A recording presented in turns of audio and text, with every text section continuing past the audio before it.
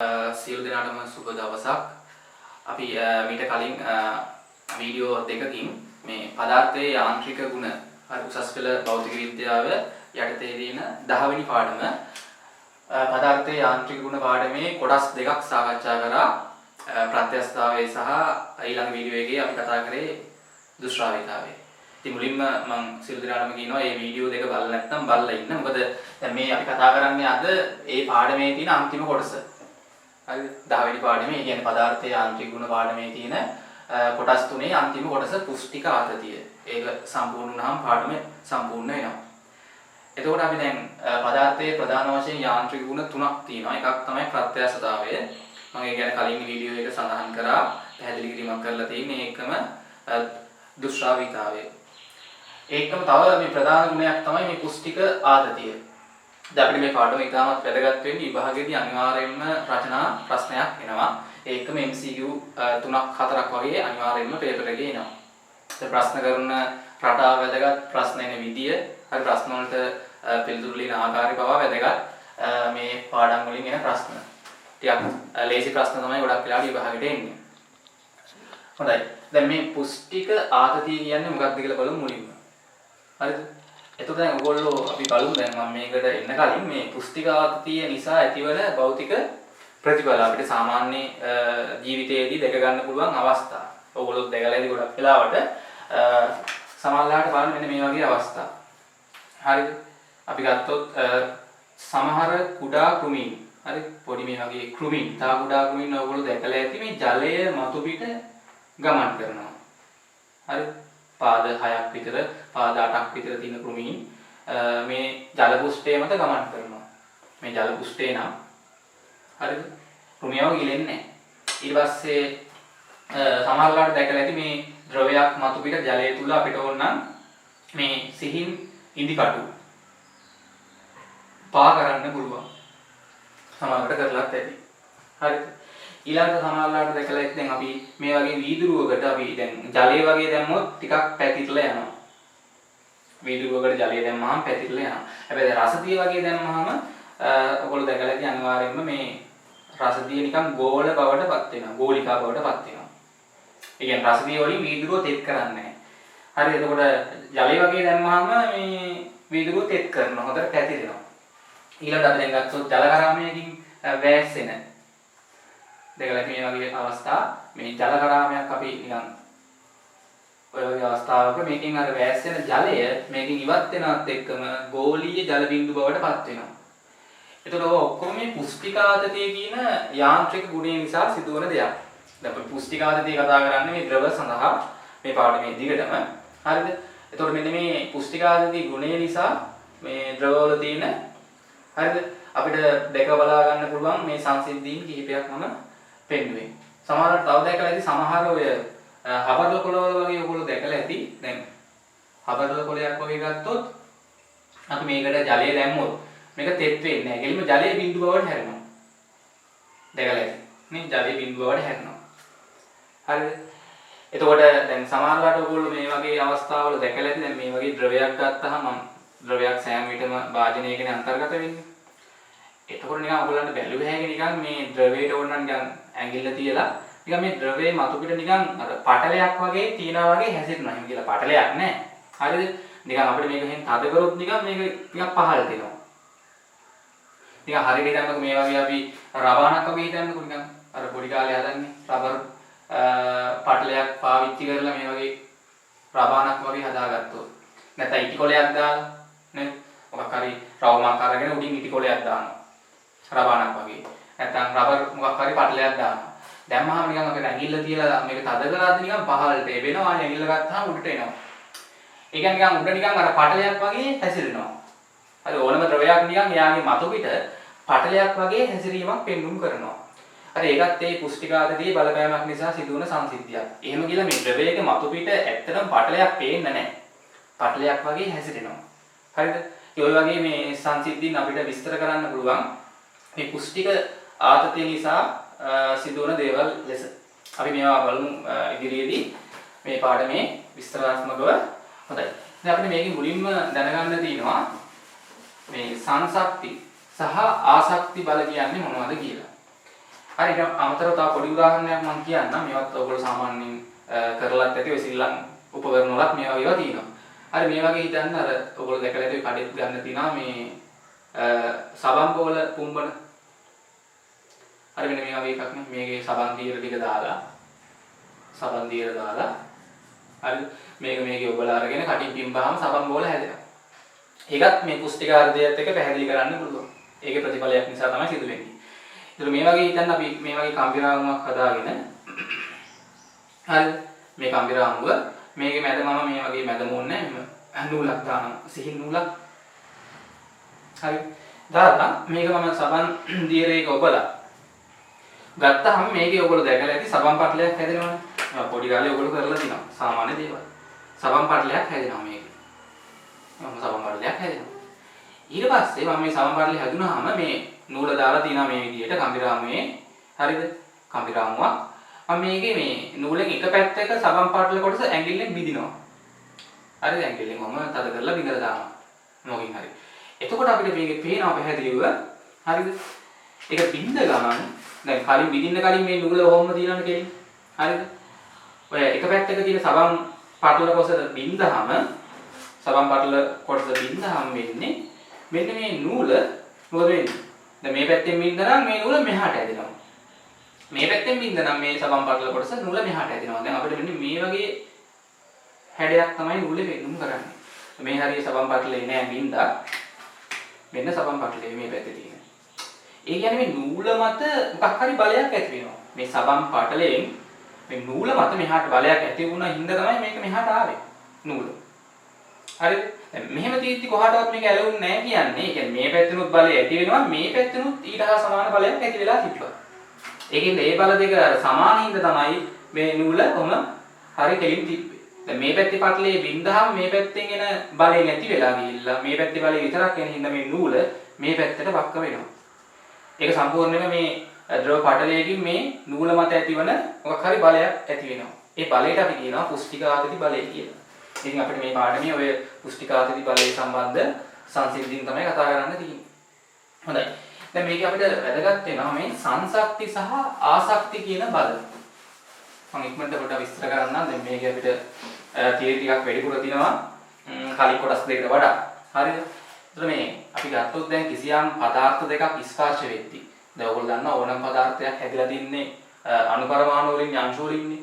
එතකොට හරිද? දැන් අපි ගත්තොත් දැන් මොකක් හරි පදාර්ථයක ජලය ගමු. ජලයේ ඔයගොල්ලෝ දන්නවා H2O අණු තියෙන්නේ. H2O අණු. හරිද? එතකොට H2O අණු ගත්තාම විශාල ප්‍රමාණයක් තියෙනවන්නේ. හරිද? මේ වගේ H2O අණු විශාල ප්‍රමාණයක් තියෙනවා. එතකොට මේ අණු දෙකක් අතර ඇතිවන බල තියෙනවනේ.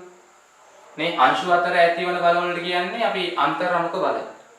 අණුව තුල තියෙන මේ පරමාණු අතර ඇතිවන බල අන්ත අණුක බල. හරිද? අණු අතර ඇති වෙන අන්තර් අණුක බල, අණුව තුල තියෙනවා අන්තක් අණුක බල. අණුව තුල තියෙනවා. එතකොට මේ අංශු සමජාතීය කියන්නේ තමාගේම සමජාතීය අංශු අතර ඇතිවන බල වලට කියනවා හරිද? මේ සංසක්ති බල. දැන් ජලේ නම් ජලාණු අතර ඇතිවන බල සංසක්ති බල. එතකොට මම හිතන්නේ මේ වගේ වීදුරුවක් අරගෙන මොකක් හරි පදාර්ථ දෙකක් ගමු වීදුරුයි මේකට දාන ජලය. හරිද? දැන් අපි වීදුරුවකට ජලය දැම්මහම මෙන්න ජලය. හරිද? ජලය අපි වීදුරුවක් මතට ජලය දැම්මහම මේ ජලය පැතිරෙනවා. මම ඒක හේතුව කියන්නම් ඒ පැතිරෙන්නේ කියන එක. හැබැයි වීදුරුවක් මතට රසදිය දැම්මහම රසදිය මේ ගෝලිකා බවට පත් වෙනවා. ඒක පැතිරෙන්නේ. ඕක අපිට විස්තර කරන්න පුළුවන් මේ සංසක්ති සහ ආසක්ති බල මගින්. සංසක්ති කියන්නේ තමාගේම අංශු අතර ඇතිවන බල සමජාතීය. ආසක්ති බල කියන්නේ වෙනස් පදාර්ථ දෙකක අංශු අතර ඇතිවන බල. ඒ කියන්නේ මෙතන ජල අංශුයි වීදුරු අංශුයි අතරත් බල ඇති වෙනවනේ. අන්තර් අණුක බල. හරිද? ඒවට කියන්නේ ආසක්ති බල. වෙනස් පදාර්ථ දෙකක අංශු අතර ඇතිවන ආකර්ෂණ බල වලට අපි කියන්නේ ආසක්ති බල. තමාගේම තියෙන අංශු අතර ඇතිවන බල සංසක්ති බල. වීදුරු අණු අතරත් සංසක්ති බල ඇති වෙනවා. වීදුරු අණුයි ජල අණු අතරත් ආසක්ති බල ඇති වෙනවා. ජල අණු අතරත් සංසක්ති බල ඇති වෙනවා. ඇයි දැන් මෙතන වීදුරුවට ජලය දැම්මහම ජලය පැතිරලා යන්නේ වීදුරු දිගේ රසදිය දැම්මහම ඒ ගෝල බවට පත් වෙන්නේ. ඒකට හේතුව මේකයි. දැන් මෙතන අපි ගත්තොත් ජලාණු අතර තියෙන සංශක්ති බලයට වඩා ජලාණු වීදුරු අණු අතර ඇතිවන ආසක්ති බලය ප්‍රබලයි. කියන්නේ වීදුරු අණු වලින් ජලාණු ඇද ගන්න හදනවා පහළට. ඒකින් තමයි මෙයා පැතිරලා යන්නේ. මෙතන හැබැයි වෙන්නේ වීදුරු අණුවෙන් රසදිය අණු ඔය වගේම ඇද ගන්න හැදුවට ඊට වඩා වැඩි බලයක් ඇති වෙනවා රසදිය අණු නෙමෙයි රසදිය පරමාණු. හරිද? මෙයා ලෝහයක්නේ. ද්‍රව ලෝහයනේ. එතකොට මෙතන රසදිය පරමාණු අතර තියෙන සංශක්ති බලය ප්‍රබල වෙලා තියෙනවා වීදුරු අණු වලින් මේ රසදිය මත ඇති කරන බලයට වඩා ආසක්ති බලයට වඩා. හරිද? ඒකත් පොඩ්ඩක් මතක තියාගන්න. ඒ අණුව අපිට කියන්න පුළුවන් කිසියම් ද්‍රවයක් තව පදාර්ථයක් මතට දැම්මහම ඒ පදාර්ථයේ ද්‍රවයෙන් තෙත් වෙනවද නැද්ද කියන එක තීරණය කරන ප්‍රධාන සාධකයක් තමයි මේ සංශක්ති සහ ආසක්ති බල කියන්නේ. දැන් මෙතන වීදුරුව ජලයෙන් තෙත් වුණා. වීදුරුව දිගේ ජලය පැතුරුණා. මෙතන තෙත් වෙන්නේ නැහැ. දැන් රබර් කොලේට දැම්මම විතරක් ඒක වෙන්නේ. ඒක මේ පදාර්ථ දෙකේ තියෙන ගතිගුණ මත වෙනස් වෙනවා. දැන් මේ රබර් කොලේට අපි ජලය දැම්මොත් ඒත් මොකද වෙන්නේ? දැන් වීදුරුවට ජලය දැම්මම පැතිරෙනවනේ. රබර් කොලයකට ජලය දැම්මම ජලය පැතිරෙන්නේ නැහැ. නේ? එතකොට ගෝල බවටපත් වෙනවා. ඒකත් දැන් පැහැදිලි කරන්න පුළුවන් මේ විදිහට. ඒ කියන්නේ ජලාණු අතර තියෙන සංශක්ති බලය ප්‍රබලයි ජලාණු සහ රබර් කොලයේ තියෙන අංශු අතර තියෙන ආසක්ති බලයට වඩා. කියන්නේ රබර් කොලෙන් ජලාණුව පහළට ඇද ගන්න හදනවා. එයාගේ පුරා පැතිරවන්න. රබර් කොලයේ පුරා ජලය පතුරවන්න හැදුවට ඊට වඩා වැඩි බලයක් ඇති වෙනවා ජලාණු අතර. ඒකින්ද මෙතන ගෝල බවටපත් වෙනවා.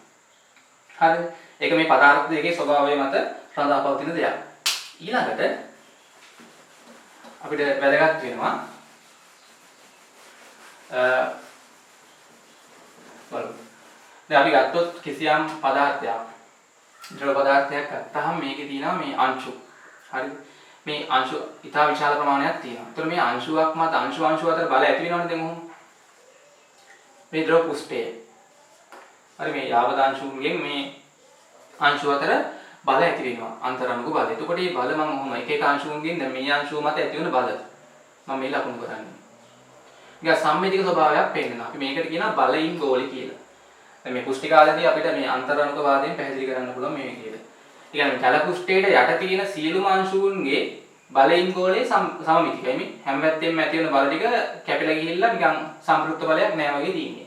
හැබැයි දැන් මේ ද්‍රව පුෂ්ඨයේ මත තියෙන අංශුවක් ගත්තොත් ද්‍රවාංශුවක් මත බලන්න මේ පහළ තියෙන දැන් ද්‍රවාංශුන්ගෙන් ඇති වෙන බල ටික තමයි තියෙන්නේ. උඩින් ද්‍රවාංශු නෑනේ. ඒකින්ද උඩ තියෙන ද්‍රවාංශුන්ගේ බලයින් ගෝලයේ අසමමිතිකයි. නිකන් අර්ධයක් වගේ තියෙන්නේ. එතකොට නිකන් පහළට නිකන් බලයක් ඇති වෙලා තියෙන්නේ. උඩ තියෙන ද්‍රවාංශුන් මත පහළට බලයක් ඇති වෙලා වගේ තියෙන්නේ. මේ සම්ප්‍රයුක්ත බලයක්. යට තියෙන මේ ද්‍රව පුෂ්ඨයේ ඇතුලේ තියෙන ඒවා. ඒ කියන්නේ මේ ඇතුලේ තියෙන ද්‍රවාණු ගත්තොත් එයාලගේ බල සම තුලිත වෙලා තියෙන්නේ. හැබැයි උඩම මේ ද්‍රව පුෂ්ඨයේ තියෙන ද්‍රවාණු ගත්තාම පහළ තියෙන අංශුන්ගෙන් බල ටික විතර නෙන්නේ. ඒක පහළට තමයි සම්ප්‍රයුක්ත බලයක් වගේ ඇති වෙන්නේ. එතකොට නිකන් මේ ද්‍රව පුෂ්ඨේ නිකන් අර ආතතියකට ලක් වෙලා තියෙන්නේ. නිකන් පටලයක් වගේ අපිට ගන්න පුළුවන්. ආතතියකට ලක් වෙච්ච පටලයක් තියෙනවා. ද්‍රව පුෂ්ඨේ මත. හරිද? එතකොට මේ ද්‍රව පුෂ්ඨේ මත තමයි මේ පුෂ්ඨිකාගති ක්‍රියාකාරීත්වයේ වැදගත් වෙන්නේ. ද්‍රවයේ තුල නෙමෙයි. ද්‍රව පුෂ්ඨේ මත ඕනම ද්‍රවයක. පුෂ්ඨිකාගතිය කියන ලක්ෂණය අපිට විස්තර කරන්න පුළුවන්. ඒ වගේම දැන් අපි යට තියෙන අංශුවක් දැන් උඩට අරන් එද්දි මොකද වෙන්නේ? මේ සමීපයට එද්දි අපි දැන් බලයක් විතර උඩට අරන් එද්දි යට තියෙන ද්‍රවාංශුවක් උඩට අපි අරන් එනවා නම් බලයක් විතර. ඒ කරන කාර්යය මේ ද්‍රවාංශුව උඩට ආවහම මේ ද්‍රව පුෂ්ඨයේ යාගේ පුෂ්ටික ශක්තිය ලෙස ගබඩා වෙනවා. ඒකත් මේ පාඩමේ තියෙනවා. ඕනම ද්‍රවයක මතු පිට පුෂ්ඨයේ කිසියම් ශක්තියක් ගබඩා වෙලා තියෙනවා. හරිද? මම දැන් මේ ද්‍රවාංශුවක් උඩට අරන් එන්න බලයක් විතර කාර්ය කරන්න බෑ. නේද? මෙන්න මේ ඇති වෙන බලයට ප්‍රතිවිරුද්ධ බලයක් දීලා කාර්ය කරලා තමයි ද්‍රව පුෂ්ඨයට ගන්න ඕනේ. ද්‍රවාණු. එතකොට මේ කරන කාර්යය මේ ද්‍රව පුෂ්ඨයේ පුෂ්ටික ශක්තිය ලෙස ගබඩා වෙනවා. ඒකත් වැදගත්. දැන් අපි දන්නා ඕනම පදාර්ථයක් බලන්නේ ස්ථායි වෙන්නනේ. හරිද? ස්ථායි වෙන්න බලන්නේ. එතකොට ඒ ස්ථායි වෙද්දී පුළුවන් තරම් මොකද වෙන්න ඕනේ? ශක්තිය අවම වෙන්න ඕනේ. ශක්තිය වැඩි වුණාම අස්ථායි වෙනවා. දැන් හිතන්න මම පොළොව මත දැන් ඔහොම හිටගෙන ඉද්දි මං ස්ථායි. මගේ අඩු ශක්තියක් තියෙන්නේ. මම මේ ඩෙස් එක උඩට නැගගොත් එහෙම මොකද වෙන්නේ? මගේ ශක්තිය වැඩි වෙනවා. නිකන් මට ඒකට දැනෙනවා නිකන් අස්ථායි ස්වභාවයක්. කොයි වෙලාවෙ වැටෙයිද දන්නේ නැහැ. ඒකෙන් මම ආයෙ බලන්නේ බිමට වහින්න. ශක්තිය අඩු කරගන්න. ශක්තිය අඩු වන තරමටම තමයි ස්ථායි වෙන්නේ ඕනම පදාර්ථයක්. ඒක වැදගත්. ඒකින්ද මතක තියාගන්න මේ ද්‍රව පුෂ්ඨයේ වර්ගඵලය අඩු වන තරමට එයාගේ ශක්තිය මොකද වෙන්නේ? අඩු වෙනවා. මේ ද්‍රව පුෂ්ඨයක වර්ගඵලය අඩු වන තරමටම ද්‍රවයේ ශක්තිය අඩුවීමක් පෙන්නුම් කරනවා. ඉතින් ඕනම පදාර්ථයක් බලන්න ශක්තිය අඩු කරගන්න. එතකොට මේ වර්ගඵලය පුළුවන් තරම් ද්‍රවයක අඩු කරගන්න තමයි බලන්නේ. අර මම කලින් කිව්වේ කම්බි රාමුවක් තුල මේ වගේ නූලක් දාලා. හරිද? අපි අර මම මුලින්ම උදාහරණේ සබන් පටලය හදලා මේ පැත්තේ බින්දහම මේ නූල මේ පැත්තට වක්‍ර වුණානේ. ඒ වක්‍ර වුණාම අර බලයකුත් ඇති වෙනවා. තව දෙයක් වෙනවා මේ සබන් පටලයේ වර්ගඵලය අඩු වෙනවා. තේරෙනවද? සබන් පටලයේ වර්ගඵලය අඩු වෙනවා. නේ? නූල මෙහාට වක්‍ර වුණාම මෙහාට බලයක් එනවා සබන් පටලයේ පුෂ්ටිකාග්‍රි බලයක්. ඒකම මේකේ වර්ගඵලය අඩු වෙනවා. වර්ගඵලය අඩු වුණාම මෙයාගේ අර පුෂ්ඨයේ ගබඩා වෙලා තියෙන පුෂ්ඨික ශක්තියත් අඩු වෙනවා. මේ සබන් පටලයක් ගත්තාම ඉතා වැදගත් සබන් පටලයකට පුෂ්ඨ දෙකක් තියෙනවා. ඒක ගණන් වල ඉතාමත් වැදගත් දෙයක්. සබන් පටලයක් හදාගත්තාම මේකේ මේ පැත්තේ පුෂ්ඨයකුත් තියෙනවා එහා පැත්තේ පුෂ්ඨයකුත් තියෙනවා. පුෂ්ඨ ලෙස ගන්න මේ වාතයත් එක්ක ස්පර්ශ වෙන පුෂ්ඨ. දැන් අපි හිතන්නකෝ මේ වගේ වාදනයකට ද්‍රවයක් දැම්මොත් මේකේ තියෙන පුෂ්ඨ එකයි මේ උඩ පුෂ්ඨ විතරයි වාතයත් එක්ක ගෑවෙන්නේ. යට තියෙන ද්‍රවයනේ. දැන් මේ වගේ කම්බි රාමුවක අපි සබන් පටලයක් හදාගත්තාම මේ පැත්තේ පුෂ්ඨයත් වාතය එක්ක ගැටෙනවා එහා පැත්තේ පුෂ්ඨයත් වාතය එක්ක ගැටෙනවා. එතකොට මේ පුෂ්ඨය තමයි ශක්තිය ගබඩා වෙලා තියෙන පුෂ්ඨික ශක්තිය. ඒක වැදගත් ඈ. හරි දැන් ගණන් හදද්දි මම ඒ සම්බන්ධ කොටස් නැවතත් කියන්නම්. ඊළඟට අපි බලමු මේ පුෂ්ඨික ආගති බලය. දැන් අපි දන්නවා කිසියම් ද්‍රව පුෂ්ඨයක් මගින් බලයක් ඇති කරනවානේ. පුෂ්ඨික ආගති බලය. හරිද? එතකොට මේ බලය අපිට ගන්න ක්‍රමයක් තියෙනවා. හරි අර්ථ දැක්වීමත් එක්ක ගන්න පුළුවන් බලමු. මම මෙහෙම හිතන්නම් මෙන්න ද්‍රව පුෂ්ඨය. හරිද? මේ ද්‍රව පුෂ්ඨය ගත්තොත් හරිද? මේ උඩින් බලවම රූපයක්. හිතන්න දැන් මේ වගේ භාජනයකට මම ද්‍රවයක් පුරවලා තියෙනවා. වීදුරුවකට. හරිද? වීදුරුවක් මෙන්න ඕනේ මොකක් හරි හැටි භාජනයක්. උඩින් බැලුවම අපිට මෙන්න ද්‍රව පුෂ්ඨය වෙනවා. හරි මේ ද්‍රවයේ තියෙන මේ පැත්තෙන් බැලුවම. එතකොට මම මේකේ ගන්නවා මේ පුෂ්ඨික ආතති සංගුණකේ මම මේ අර්ථ දක්වන්න හදන්නේ. මම මෙයාගේ මේ පුෂ්ඨය ඔස්සේ හරි පුෂ්ඨය ඔස්සේ මම කිසියම් දිගක් තෝරගත්තොත් හරිද? අපි ගත්තොත් නැත්නම් මීටරයක දිගක් ගත්තාම මම කොහොමද මේ පුෂ්ඨය තුල මේ ද්‍රව පුෂ්ඨය මේ තියෙන ද්‍රව පුෂ්ඨය ද්‍රව පුෂ්ඨය මත නිකන් අර ආතතියකට ලක් වෙලා තියෙනවනේ. මේ ද්‍රව පුෂ්ඨයේ තියෙන අංශු මගින් නිකන් අර බල ඇති වෙලා තියෙන්නේ ද්‍රව පුෂ්ඨය ඔස්සේ. හැම පැත්තටම ඇති වෙලා තියෙන්නේ. මම කිසියම් මීටරයක දිගක් ගත්තාම දැන් මේ පැත්තේ ද්‍රව පුෂ්ඨයයි මේ පැත්තේ ද්‍රව පුෂ්ඨයයි දෙකකට බෙදෙනවානේ. එහෙනම් මීටරයක දුරක් ගන්නවා. ද්‍රව පුෂ්ඨය මත නිකන් මනක්කල්පිත රේඛාවක්. මීටරයක් දිග. එතකොට මේ පැත්තෙන් ඇතිවන බල තියෙනවනේ. මේ පැත්තේ තියෙන ද්‍රවාංශුන්ගෙන් ඔය රේඛාව මත ඇතිවන බල තියෙනවා. හැමතැනින්ම ඇති වෙනවා. ඔන්න ඔය බලවල සම්ප්‍රයුක්ත බලය තියෙනවනේ. ඒකම ලකුණු කරනවා T කියලා. ඔය වගේම මේ පැත්තේ අංශුන්ගෙනුත් ඔය බල සෙට් එකම ඇති වෙනවා. ඒ බල සෙට් එකේ විශාලත්වයත් අර Tම තමයි. හරිද? එතකොට මෙන්න මේක අපි මේ ද්‍රවයේ පුෂ්ඨික ආතති සංගුණකයේ ලෙස අර්ථ දක්වනවා.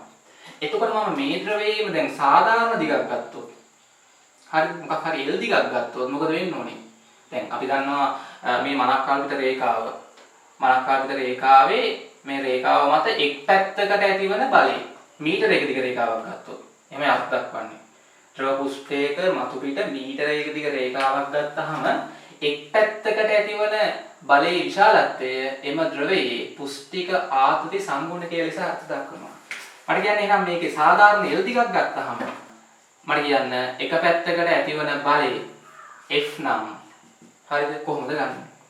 දැන් මොකද කරන්නේ? දැන් මීටරයක දිගක් ගත්තාම ඇතිවන බලය මේකේ පුෂ්ඨික ආතති සංගුණකයේ විශාලත්වයට සමාන නම් L දිගක් ගත්තාම ඇතිවන බලය F සමානයි T වතාවක් L. මෙන්න මේ සමීකරණ දැන් ගණන් හදද්දී වැදගත් වෙනවා. මෙන්න පුෂ්ඨික ආතති බලය මේක පුෂ්ඨික ආතති සංගුණකයේ මේක දිග. හරිද?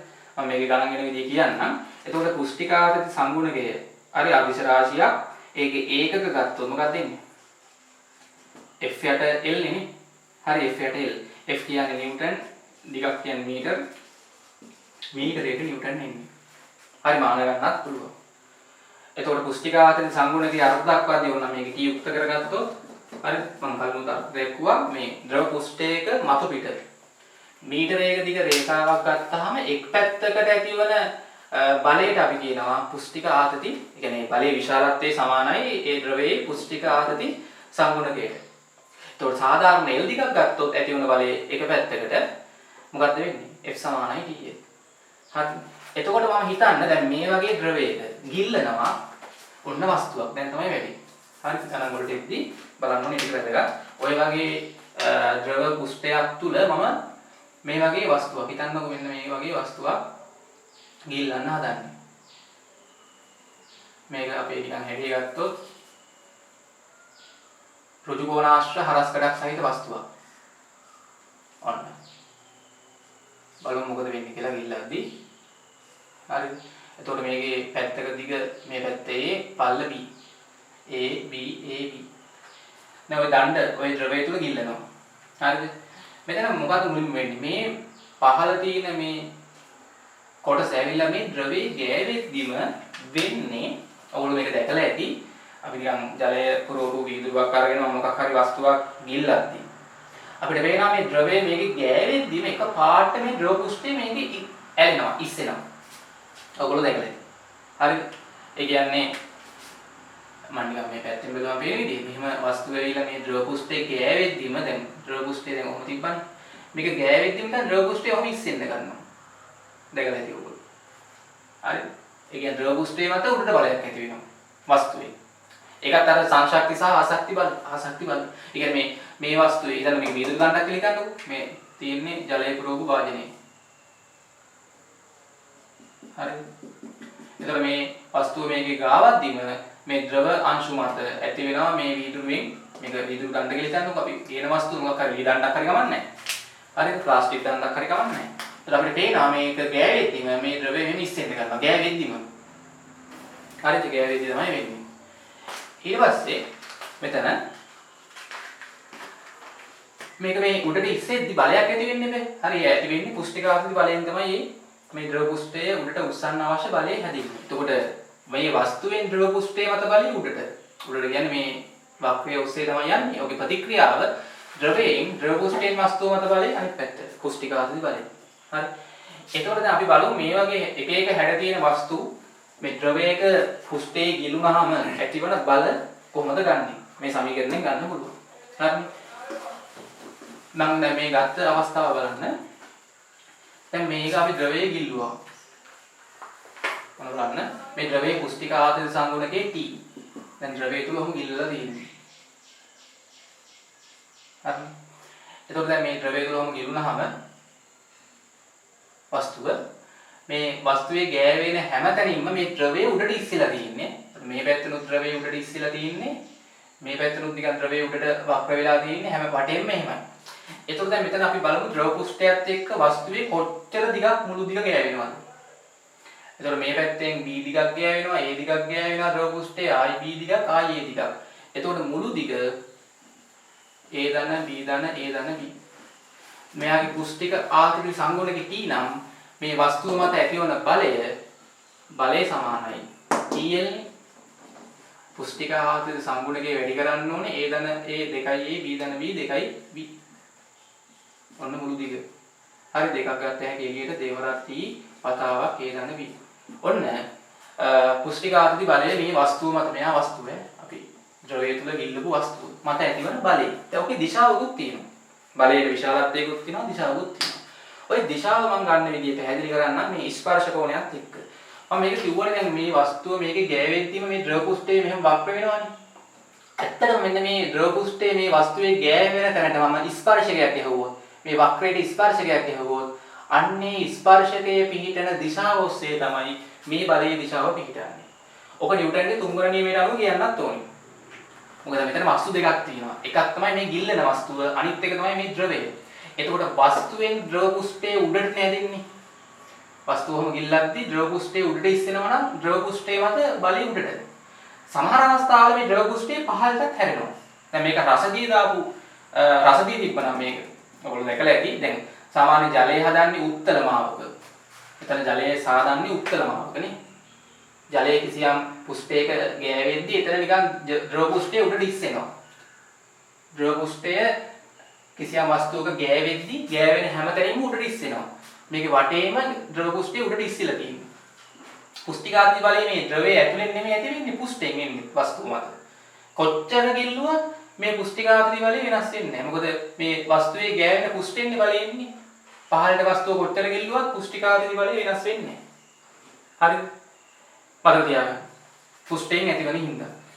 ඊළඟට මේක ක්‍රියාව නම් දැන් වස්තුවෙන් ද්‍රවය උඩට අදිනවා. ඒ බලයේ විශාලත්වය තමයි මේ ගත්තේ. අර වටේම ඇතිවන මුළු බලයේ විශාලත්වය F. F වගේ. ඔබේ ප්‍රතික්‍රියාව එතකොට මොකද වෙන්න ඕනේ? දැන් වස්තුවෙන් ද්‍රවයේ මත බලය උඩට නම් ද්‍රවයෙන් වස්තුව මත බලය අනිත් පැත්තට. ඔන්න වස්තුව මත ඇතිවන බලය. හරිද? ඔබ හොඳට බැලුව හැකි මේ වගේ දුරු තරාදියක් පාවිච්චි කරලා, ඒ කියන්නේ පහළට බලයක් නෙමෙයි මේක ආනත බලයක් වුණාට විභේදනය කරාම මේ පහළට සංරචකයක් එනවනේ. මේ විභේදනය කරන්නත් තියෙනවා. මම ඒක ආදී ස්පර්ශ කෝණය කියන එක පැහැදිලි කරන්නම්. ඊට පස්සේ අපි ගණන් වලට එමු. මම මෙතන දුරු තරාදියක් පාවිච්චි කරා නම් හිතන්න මේ වස්තුවේ ස්කන්ධය. හරි නැත්නම් බර. මෙතන බර වෙන්නවා හිතන්න තරාදියෙන්. හරි නිව්ටන් 10ක් කියලා හිතන්නකෝ. මේක කරලා බලන්න පුළුවන්. මේ ද්‍රව වාජනයේ මේ වස්තුව ගිල්ලද්දිම මේක වදින ගම්ම පාඨාංගය නිව්ටන් 10යි. මේක අපිට පේනවා ගිල්ලෙද්දිම පාඨාංකයේ ශ්‍රේණික 10ට වඩා වැඩි වෙනවා. සාමාන්‍ය නිව්ටන් 11ක් 12ක් වගේ වෙනවා. ඇයි වැඩි උනේ? හේතුව තමයි මේ වස්තුව මත මේ පහළ දිශාවට එන ආනතවාවත් විවේදන සංරචකයක් වෙනවා පහළට බලයක් ඇති වෙච්ච හින්දා. අන්න ඒ බලය තමයි පුෂ්ටිකාර්ථී බලය. ඊට පස්සේ මේක තවත් අපි මේක ගිල්ල ගියොත් පාඨාංගය අඩු වෙනවා. පුෂ්ටිඝාතී බලය කියන්නේ නිව්ටන් 2ක් ආවා කියලා. එහෙනම් මේක ගිල්ලෙද්දීම පාඨාංක නිව්ටන් 12 දක්වා වැඩි වෙනවා. ඊට පස්සේ මේක පහළට දැන් තාම මේ ද්‍රවයේ විස්ථාපනය වුන්නේ නැහැ. ගෑවුණා විතරයි ද්‍රව පුෂ්ඨය. තවත් පහළට එන්න මෙයාගේ ද්‍රවයේ විස්ථාපනය වෙන්නත් ගන්නවා. එතකොට ද්‍රව ස්ථිතියෙන් අපිට කිව්ව හැකි විස්ථාපනය වන තරල පරිමාවේ වර්ග සමාන බලයක් ඇති වෙනවනේ කොහොමත් උඩට උඩුකුරු කරුණු බලයක්. ඒ බලය උඩට එද්දි දුන තරාති පාඨාංකය අඩු වෙන්න ගන්නවා. හරි මම මේ කිව්වේ අර මේක වදින්දිම සිදුවන දේ. පුෂ්ටිකාර්ථී බලය කොහොමද දිගටම නිව්ටන් 2 එනවා. හැබැයි අර මෙතන පාඨාංකය එන්න අඩු වෙනවා මේක තව පහළට ගිල්ලද්දි. ඒකට හේතුව මේ වස්තුව පහළට එන්න උඩුකුරු කරපුම් බලය එන්න වැඩි වෙනවා. විස්ථාපිත තරල පරිමාව වැඩි වෙන හින්දා. ඒකත් වැදගත් ගණන් හදද්දී ඒ වගේ අවස්ථා විභාගයට අහලක් තියෙනවා. හොඳයි. ඊට පස්සේ මම දැන් ස්පර්ශ කෝණයට එන්න කලින් මේකේ පස්තාවේ අපි බලමු මේ ඕනම ද්‍රවයක දැන් පුෂ්ටික ආදති සංගුණකය උෂ්ණත්වයත් එක්ක වෙනස් වෙනවා. උෂ්ණත්වයත් එක්ක මේ අපිට මෙතන වැදගත් පුෂ්ටික ආතති සංගුණකය වෙනස් වෙන විදිය මේ ද්‍රවවල. හරිද? මම ගත්තොත් උෂ්ණත්වය මේ පැත්තට පුෂ්ටික ආතතිය. නැත්නම් පුෂ්ටික ආතති සංගුණකය කිව්වත් එකයි. හරිද? දැන් අපි සාමාන්‍ය දැන් ද්‍රවීය දැන් ජලය වගේ ගත්තොත් ද්‍රවීය ද්‍රවවල හරි පුෂ්ටික ආතති සංගුණකයේ විචලනය වීම නිකන් රේඛීය බවක් පෙන්වන්න කරනවා. හරිද? එක එක උෂ්ණත්වවල රේඛීය ලෙස තමයි පුෂ්ටික ආතතිය විචලනය වීම පෙන්වන්න කරන්නේ. මේ විදිහට. උෂ්ණත්වය වැඩි කරන්න කොහොමද පුෂ්ටික ආතති සංගුණකය අඩු වෙනවා. දුෂ්‍රාවිතාවයත් අඩු වෙනවා. නේ දුෂ්‍රාවිතාව වෙනස් වෙන අවස්ථාවයක් මම ඇඳා උෂ්ණත්වයත් එක්ක ඒක වක්‍ර ස්වභාවයක් ගන්නෙ කොහොමද? හැබැයි දැන් මෙතන අපි ගත්තොත් දැන් මේ නිර්ද්‍රවීය ද්‍රවයක් ගත්තොත් හරිද? උෂ්ණත්වයත් එක්ක කොහොමද පුෂ්ටික ආතතිය වෙනස් වෙන්නේ? ඒ වගේ ගත්තොත් මේකේ වක්‍ර ස්වභාවයක් එන්නේ මේ විදිහට. හරිද? මේ මම හදලා තියෙන්නේ නිර්ද්‍රවීය තෙල් වගේ නේ තෙල් වල ඊට පස්සේ මේ තියෙන්නේ ද්‍රවීය ද්‍රවවල උෂ්ණත්වයත් එක්ක පුෂ්ටික ආතතිය සංගුණක වෙනස් වෙන විදිහ ජලය වගේ ගමුනේ.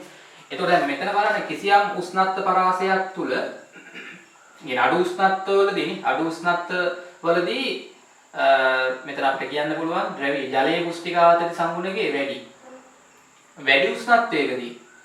උෂ්ණත්වයකදී මේ තෙල් වල පුෂ්ටික ආතති සංගුණකේ නිකන් වැඩි බවක් පෙන්වන්න කරනවා.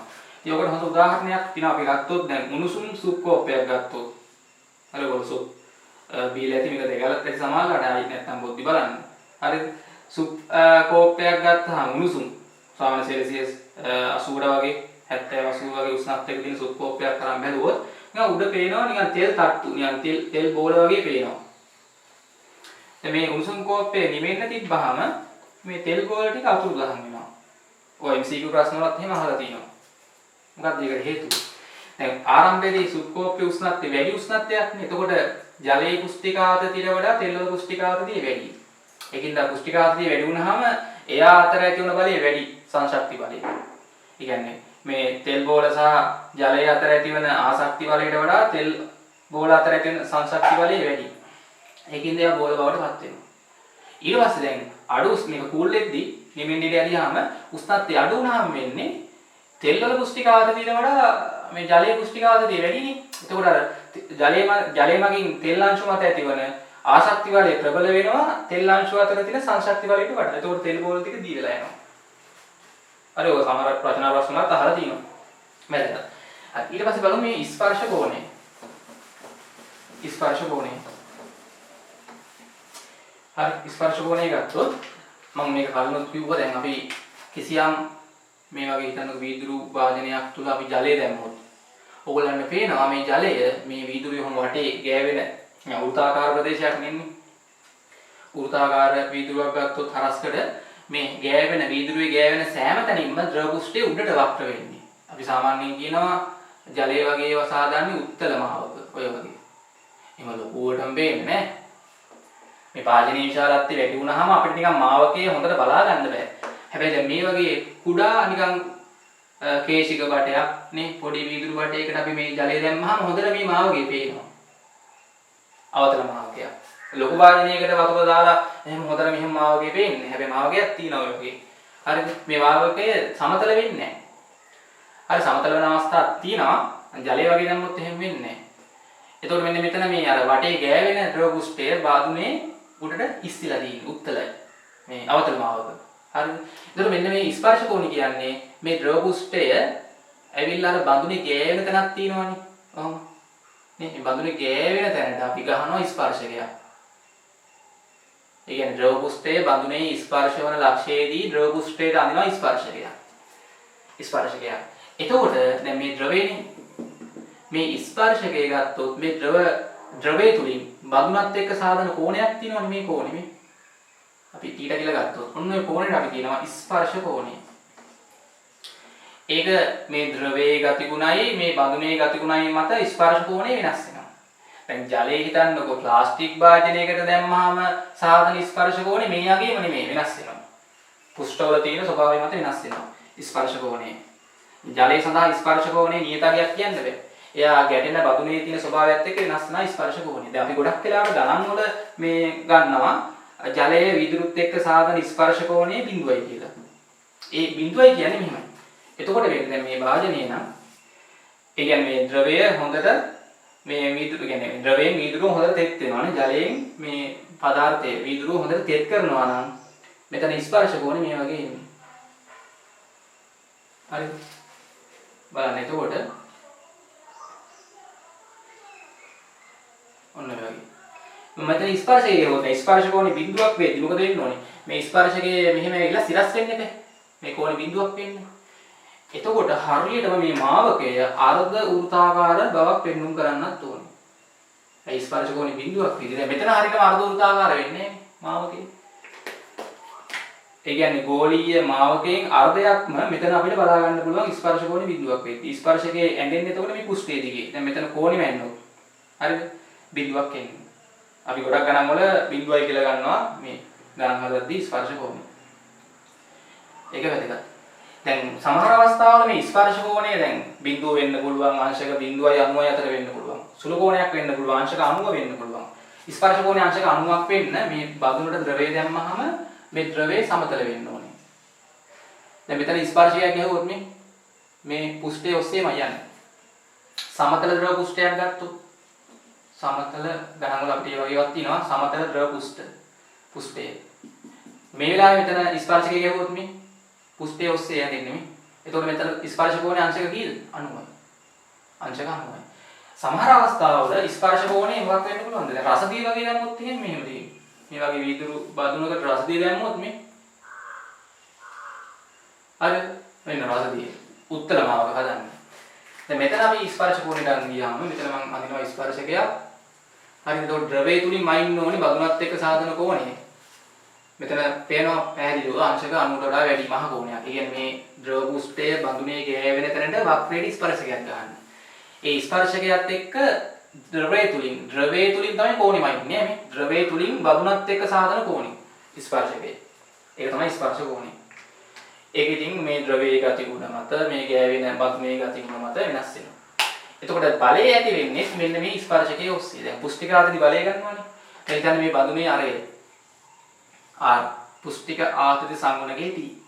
ඒතර ඔයාලා දන්නවා මෙතන හරියටම වෘත්තාකාර ප්‍රදේශයක තමයි ද්‍රව පුෂ්ඨයේ ස්පර්ශ වෙන්නේ. හොඳට බලා ගන්න වෘත්තාකාර ප්‍රදේශයක. එතකොට මෙතන දැන් බඳුනේ ද්‍රව පුෂ්ඨයේ මත බලය කොහටද දෙන්නේ මේ ස්පර්ශකයේ ඔස්සේ? මෙන්න. මේ බලය අපිට ලියුව හැකි පුෂ්ටික ආතති සංගුණකේ වතාවක් ද්‍රව පුෂ්ඨයේ කොච්චරක් ගෑවෙනවද? මේකේ හරියටම වෘත්තාකාර රේඛාවක් දිගේ, ඒ කියන්නේ වක්‍ර රේඛාවක් දිගේ තමයි ද්‍රව පුෂ්ඨයේ විදුලිය ගෑවෙන්නේ. පැත්තෙන් බැලුවම එහෙම වෙන්නේ, උඩින් බැලුවම හොඳට බලා ගන්න පුළුවන්. එතකොට මේකේ දිග, මේ ද්‍රව පුෂ්ඨයේ ගෑවෙන දිග 2πr එන්නේ. වෘත්තයක පරිධිය. 2πr. හරි. එතකොට ඔන්න ඇතිවන බලයේ ඕකේ ප්‍රතික්‍රියාව වීදුරුව මත පහළට. වීදුරුව මත බලය මේ පැත්තට එන්නේ. ස්පර්ශකයේ දිගේ. විශාලත්වයෙන් ඕකම තමයි. ඊට පස්සේ දැන් ওই බලය ආනතයිනේ. ඔක විභේදනය කරගන්න පුළුවන්. ඔක විභේදනය කරාදී දැන් අපි වීදුරුව මත බලය මෙහාට. ඔක විභේදනය කරොත් මොකක්ද වෙන්නේ? පහළට එන බලය මොකක්ද? F cos θ නේ. එතන ওই බලය තමයි මේකේ ඉතුරු වෙන්නේ. හේතුව තමයි දැන් ওই බලය දැන් අපි මේ සංප්‍රයුක්ත බලයනේ වටේම ඇතිවෙන හැම අංශුවකින්ම ওই බලයේ කොහොම බල ගාණක් ඇති වෙනවනේ විශාල ප්‍රමාණයක්. ඒ විශාල බල ප්‍රමාණය සංප්‍රයුක්ත බලය තමයි මේ ගත්තේ. ඔය හැමතැනින්ම ඇතිවන බලයේ මම විභේදනය කරන්න ගියොත් සිරස්වයි තිරස්වයි. ඒ කියන්නේ දැන් මෙතන ගත්තොත් බලය හිතන්නකෝ T කියලා. ඒකක දිගක් අරන් බලය T කියලා ගත්තොත් වටේ කුෂ්ඨයක්දී ඒකක දිගක් මත බලය T නේ. කුෂ්ඨිකාතේ සංගුණික විශාලත්වයට සමාන බලය T. ඒක එන්නේ ස්පර්ශකයේ ඔස්සේ. මෙහාට විභේදනය කරාම එනවා සංරාශකයේ T cos θ. කෝණෙත් එක ගෑවෙන සංරාශකයේ. අනිත් පැත්තට එන්නේ T sin θ. ඔය වගේ මේ පැත්තේ ප්‍රතිවිරුද්ධාංශුවක් අරන් බලන්න බලන්න.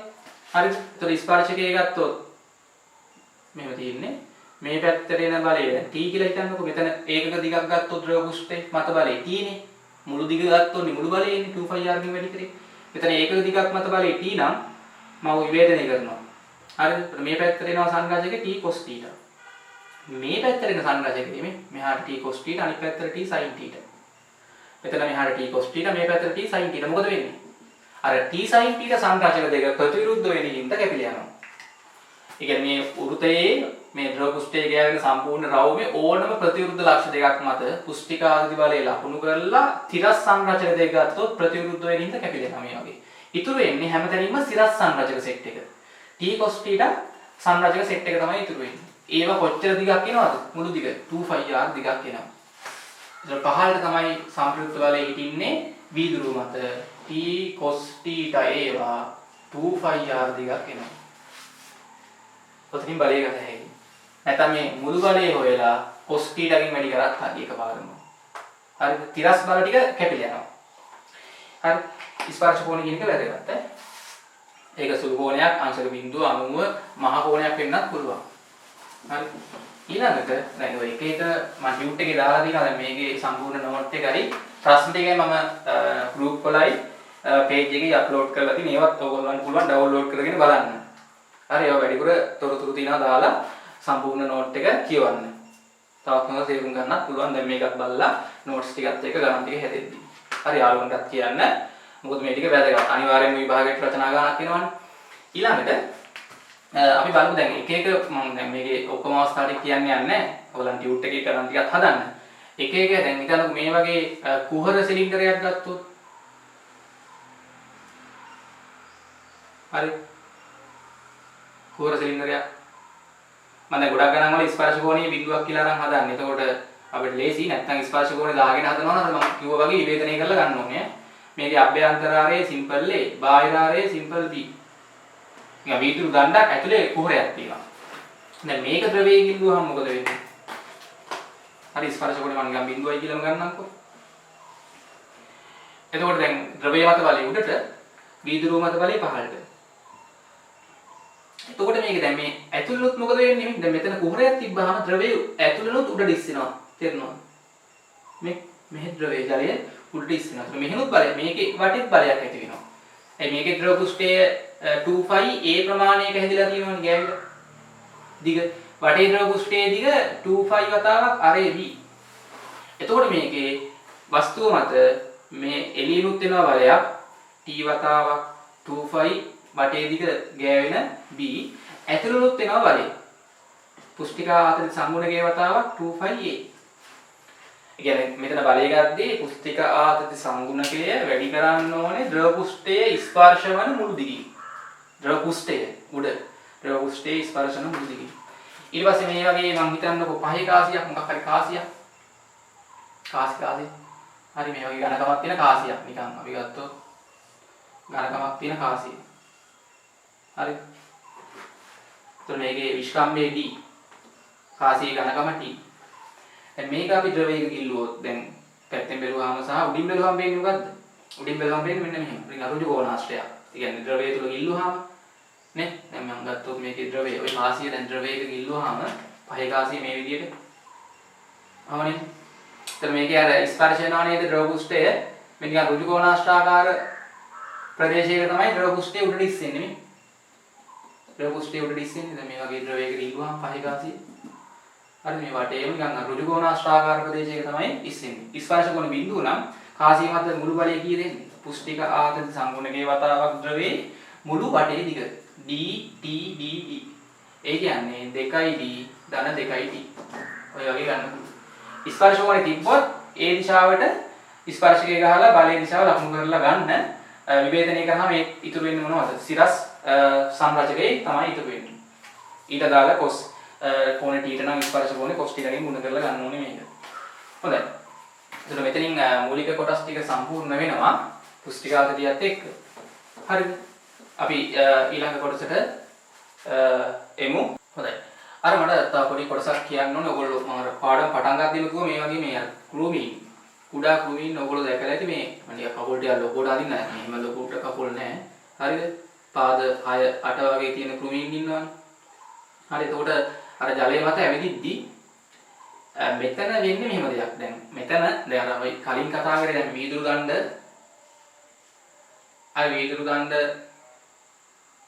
ජලය තුල ගිල්ලුවාම ද්‍රව පෘෂ්ඨයම උඩට හැරුණාට මේ කකුල් දැන් ගිලෙන්නේ නැහැනේ. දැන් මේක නිකන් හිතන්නකෝ රවානක තියෙන අර රබර් පටලයක් වගේ. එතකොට මේ කකුල් මගින් මේ ද්‍රව පටලය ඔන්න මෙහෙම වෙන්නේ. මේ ද්‍රව පෘෂ්ඨය නම් මේ ද්‍රව පටලය මෙතන වෙන්නේ නිකන් පහළට වක්‍ර වෙලා තියෙන්නේ. අර ද්‍රව පටලය බිඳිලා කකුල් පහළට යන්නේ නැහැ. හරිද? ඔය වගේ වෙන්නේ. එතකොට මේ ද්‍රව පටලය දැන් මේ පහළට තල්ලු කරද්දී මෙයා හදන්නේ ද්‍රව පටලය නිකන් ද්‍රවය පහළට කකුල් වලින් තල්ලු කරද්දී කකුල් මත බලයේ පුස්තික ආතති බලය උඩට එනවා. කකුල් 6ක් තිබ්බොත් කකුල් 6න්ම බල 6ක් එනවා උඩට. එතකොට එක කකුලක නිකන් අපිට සලගන්න පුළුවන් නිකන් වෘතයක් වගේ. එක කකුලක් මත එන බලය ගන්න. හරි ඒ වගේ ප්‍රශ්න එහෙම අහලා ගන්න විභාගෙට සංගුණක වැඩි කරන්න පුස්තික ආතති සංගුණක වැඩි කරන්න කකුලක මේ එතන r නම් 2π r. ඔය වගේ කකුල් 6ක් තියෙනවා නම් 6න් වැඩි කරා නම් මේ පුස්තික ආතතියෙන් එන මුළු බලය එනවා උඩට. ඕක සමාන වෙන්න ඕනේ මෙයා සමතුලිතව ඉන්නවා කියන්නේ කෘමියාගේ බරට. බර ඉංචි. හරි ඔය MCQ එහෙම අහලා තියෙනවා ටිකක් වැදගත්. හොඳයි. ඊට පස්සේ අපි බලමු මේ පුස්තික ශක්තිය. ද්‍රවයක අර මම කිව්ව මතු පිට තියෙනවා පුස්තික ශක්තියක් ද්‍රව පුස්තයක් මතු පිට. ඒකට අපිට සම්බන්ධයක් ගන්න තියෙනවා. හරි මම ටිකක් ඉක්මනට ඔප්පු කරන්නම්. හිතන්න මම මේ වගේ කම්බිරාවුමක් හදාගෙන අපි මේකේ ගමු සබන් ද්‍රාවණයක්. මම මේක සබන් ද්‍රාවණයක ගිල්ලුවාම හරි මේ වගේ සබන් පටලයක් හැදෙනවනේ. හරි මේකේ දැන් කිසියම් වර්ග බලයකුත් තියෙනවා. හරිද? මම මෙතන මේ හදාගෙන තියෙනවා මේකේ මුද්දක් දාලා මේක එහා මෙහා අදින්න පුළුවන්. ඒ කියන්නේ මේක අම්බි කෑල්ල මෙහාට හෝ මෙහාට තල්ලු කරන්න පුළුවන්. මෙහාට ඇද්දොත් සබන් පටලේ වර්ග බලය වැඩි වෙනවා. හරි මෙහාට තල්ලු කරොත් ටිකක් වර්ග බලය අඩු වෙනවා. බිඳෙන්නත් පුළුවන්. බිඳෙන්නේ නැහැ කියලා හිතන්නකෝ. එතකොට මම මේ රේඛාව මේ කම්බි කොටස දැන් මේව අචලව තියාගෙන ඉන්නේ මේ සබන් පටලේ. සබන් පටලයක් ගත්තොත් වැදගත් පෘෂ්ඨ දෙකක් තියෙනවා ඈ. නිකන් ද්‍රවයක් වගේ නෙමෙයි. සාමාන්‍ය ද්‍රවයක් දැම්මහම වාදනයකට පෘෂ්ඨ එකයි ඉන්නේ. හැබැයි මේ සබන් පටලයක් හදාගත්තාම මේ විදිහට මේ පැත්තේ කුෂ්ඨයකුත් එනවා එහා පැත්තේ කුෂ්ඨයකුත් එනවා. එතකොට මේකේ තියෙන මුළු වර්ගඵලය හිතන්නකෝ දැන් මෙතන මේ පැත්තේ වර්ගඵලය A නෝට් නම් මේ පැත්තේ කුෂ්ඨික ශක්තියක් ගබඩා වෙලා තිනවා එහා පැත්තේ කුෂ්ඨික ශක්තියක් ගබඩා වෙලා තිනවා. හැබැයි නිකන් මේ වගේ භාජනයකට ද්‍රවයක් දැම්මහම මෙයාගේ වර්ගඵලය මේ උඩ වර්ගඵලය විතරයි තියෙන්නේ. අර වාතයත් එක්ක ගැටෙන පුෂ්ඨය තමයි අපි මෙතන සලකන්නේ පුෂ්ඨ ලෙස. මේ පැත්තේ වර්ගඵලය A නෝට් එහා පැත්තේ A නෝට්. අන්නේ මුළු වර්ගඵලයේම මෙයාගේ කුෂ්ඨික ශක්තිය ව්‍යාප්ත වෙලා තියෙන්නේ. පුළුවන් තරම් වර්ගඵලය අඩු කරගත්තාම ගබඩා වෙලා තියෙන කුෂ්ඨික ශක්තිය අඩු වෙනවා ද්‍රව පුෂ්ඨයක. එතකොට තමයි එයා ස්ථායි වෙන්නේ. ශක්තිය වැඩි වුණාම අස්ථායි වෙනවා. හරි මම දැන් බලයක් යොදලා මේක අදිනවා මේ පැත්තට. හරිද? එතකොට දැන් මට අපිට පැහැදිලිව ලකුණු කරන්න පුළුවන් මේ ද්‍රව පුෂ්ඨයෙන් මේ කම්බි කෑලි මත බල ඇති වෙනවන්නේ. මොම කම්බි කෑලි මත බල පුෂ්ඨික ආදී බල ඇති වෙනවා. මේ වල දිග දන්නවා නම් මේ සමම් වල පුෂ්ඨික ආදී සංගුණකයක් දන්නවා නම් ඇතිවන බල ගත හැකියි. එක් එක් කම්බි කොටස මත මම සලකනවා මෙන්න මේ කම්බි කොටස මත බලය. ඒක වැදගත්. මේ කම්බි කොටස දිග මේ කම්බි කෑල්ල දිග හිතන්නකො L කියලා පුෂ්ඨික ආදති සංගුණක T කියලා හිතන්නකො සමම් වල. එතකොට මේ පැත්තට ඇති වෙනවනේ මේ කම්බි කොටස මත බලයක් F. ඒ බලය ලියුවේ හැකිනේ F සමානයි TL කියලා. හැබැයි අන්න එතන වැදගත් මේක දෙකෙන් වැඩි කරලා ගන්න වෙනවා හේතුව මේ පැත්තේ තියෙන ද්‍රව පුෂ්ඨේනුත් බලයක් එනවා එහා පැත්තෙනුත් ඔය වගේ බල සෙට් එකක් එනවා. අයි මේ පැත්තේ පුෂ්ඨයක් තියෙනවා එහා පැත්තේ පුෂ්ඨයක් තියෙනවා. ඒ කියන්නේ මේ කම්බි කොටස මත මේ පැත්තේ තියෙන සබන් පුෂ්ඨේනුත් මෙහාට බලයක් එනවා. T වතාවක් L. එහා පැත්තෙනුත් එනවා T වතාවක් L. හරි T වතාවක් L. එතකොට මෙතන මුළු බලයේ මේ කම්බි කොටස මත ඇති වෙන මුළු බලය 2යි TL එකයි. ඔන්න ඔක වැදගත්. හරි සබන් පටලයක් දුන්නොත් ගානක පුෂ්ඨ දෙකක් තියෙන හින්දා දෙපැත්තෙන්ම බල ඇති වෙනවා මේ කම්බි කෑලි මත. මේ හැම කම්බියක් මතම මේ පැත්තෙනුත් බල එනවා එහා පැත්තේ සබන් පුෂ්ඨෙනුත් බල එනවා. පුෂ්ඨ දෙකක් තියෙනවා. හරි මම මේකේ දැන් F මොකක් හරි බලයක් තියලා හිතන්න. බලයක් දීලා මම මේක එහාට අරගෙන යනවා. ඒකාකාර ප්‍රවේගයෙන්. හරිද? එතකොට මේ ඇතිවන බලයට සමාන බලයක් දීලා තමයි මේක අපිට ඒකාකාර ප්‍රවේගයෙන් ඇදගෙන යන්න පුළුවන් වෙන්නේ. හිතන්න මම අදන් ගියා x දුරක්. එතකොට මේ සබන් පටලේ වර්ගඵලය කොච්චරක් වැඩි වෙනවද? ආරම්භක වර්ගඵලයේ a නෝට් එහා පැත්තේ a නෝට් 2යි a නෝට් තිබ්බේ. මම මේ f බලය යටතේ මේක x දුරක් ඇදන් ගියාම මම කාර්යයක් කරනවානේ.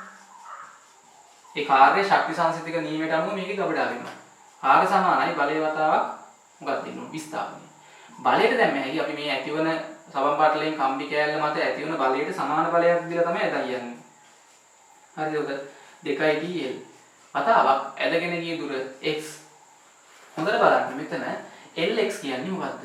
මෙන්න මේ අලුතෙන් වැඩි වෙච්ච සබන් පාටලේ වර්ගඵලයනේ. මේ පැත්තේ කුෂ්ඨේ වර්ගඵලය කොච්චරක් වෙනවද පාටලේ? L වතාවක් x. එහා පැත්තෙනුත් ඔය වර්ගඵලය එනවනේ. ඒ කියන්නේ මෙතන T වතාවක් 2යි LX කියන්නේ මෙන්න මේ අමතරව ආපු සබන් පටලයේ පුෂ්ඨ දෙකේම වර්ගඵලය. මම ඒක දාන්නම් A කියලා. A නෝට් මේ පැත්තෙත් තිබ්බා එහා පැත්තෙත් තිබ්බනේ. ආරම්භක මුළු වර්ගඵලයේ සබන් පටලයේ 2යි එනවා. දැන් අමතරව වැඩි වෙච්ච වර්ගඵලය තමයි මෙතන දෙවරක් LX. LX කියන්නේ මේ වර්ගඵලය. එහා පැත්තෙත් තියෙනවා LX වර්ගඵලයක් 2යි LX. එතකොට මේ කරපු කාර්යය තමයි අපිට කියන්න පුළුවන් ඔය අමතරව වැඩි වෙච්ච වර්ගඵලය තුල ගබඩා වෙන්නේ පුෂ්ඨික ශක්තිය ලෙස. කොහොමද මේ වර්ගඵලයේ පුෂ්ඨික ශක්තියක් තියෙනවා.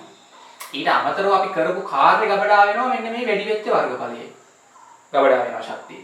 ඒ ගබඩා වෙච්ච ශක්තිය තමයි මේ අපිට ගන්න පුළුවන් වෙන්නේ පුෂ්ඨික ශක්තිය. ඉතින් අපිට මෙන්න මේ පුෂ්ඨික ශක්තිය මේ සමීකරණය වැදගත්. T වතාවක් ඒ සම්බන්ධ සූත්‍රයක් ගණන් වල එකපාරට දැම්මේ. ඉතින් ওই සූත්‍රයෙන් අපිට ඕනම ද්‍රව පුෂ්ඨයක තියෙන ගබඩා වෙලා තියෙන පුෂ්ඨික ශක්තිය හෙළුවේ හැකියි. දැන් අපි හිතන්නකො මේ වගේ මම දෙනවා ඔන්න සබන් පුෂ්ඨයක්. මෙන්න සබන් පුෂ්ඨය. හරි මේකේ වර්ගඵලය වර්ග සෙන්ටිමීටර 20යි. මේ පැත්තේ වර්ගඵලය. ඒතකොට එහා පැත්තේ වර්ගඵලයත් වර්ග සෙන්ටිමීටර 20ක් තියෙනවා. මුළු වර්ගඵලය වර්ග සෙන්ටිමීටර 20යි. හරි. සබන් වල පුෂ්ඨික ආත සංගුණක හිතන්න 8 වතාවක් 10 ඍණ හරිද 2යි. මේ වර්ග මීටරයට නෙමෙයි මීටරයට නිව්ටන්. සබන් වල පුෂ්ඨික ආතති සංගුණකේ 8 වතාවක් 10 ඍණ 2යි.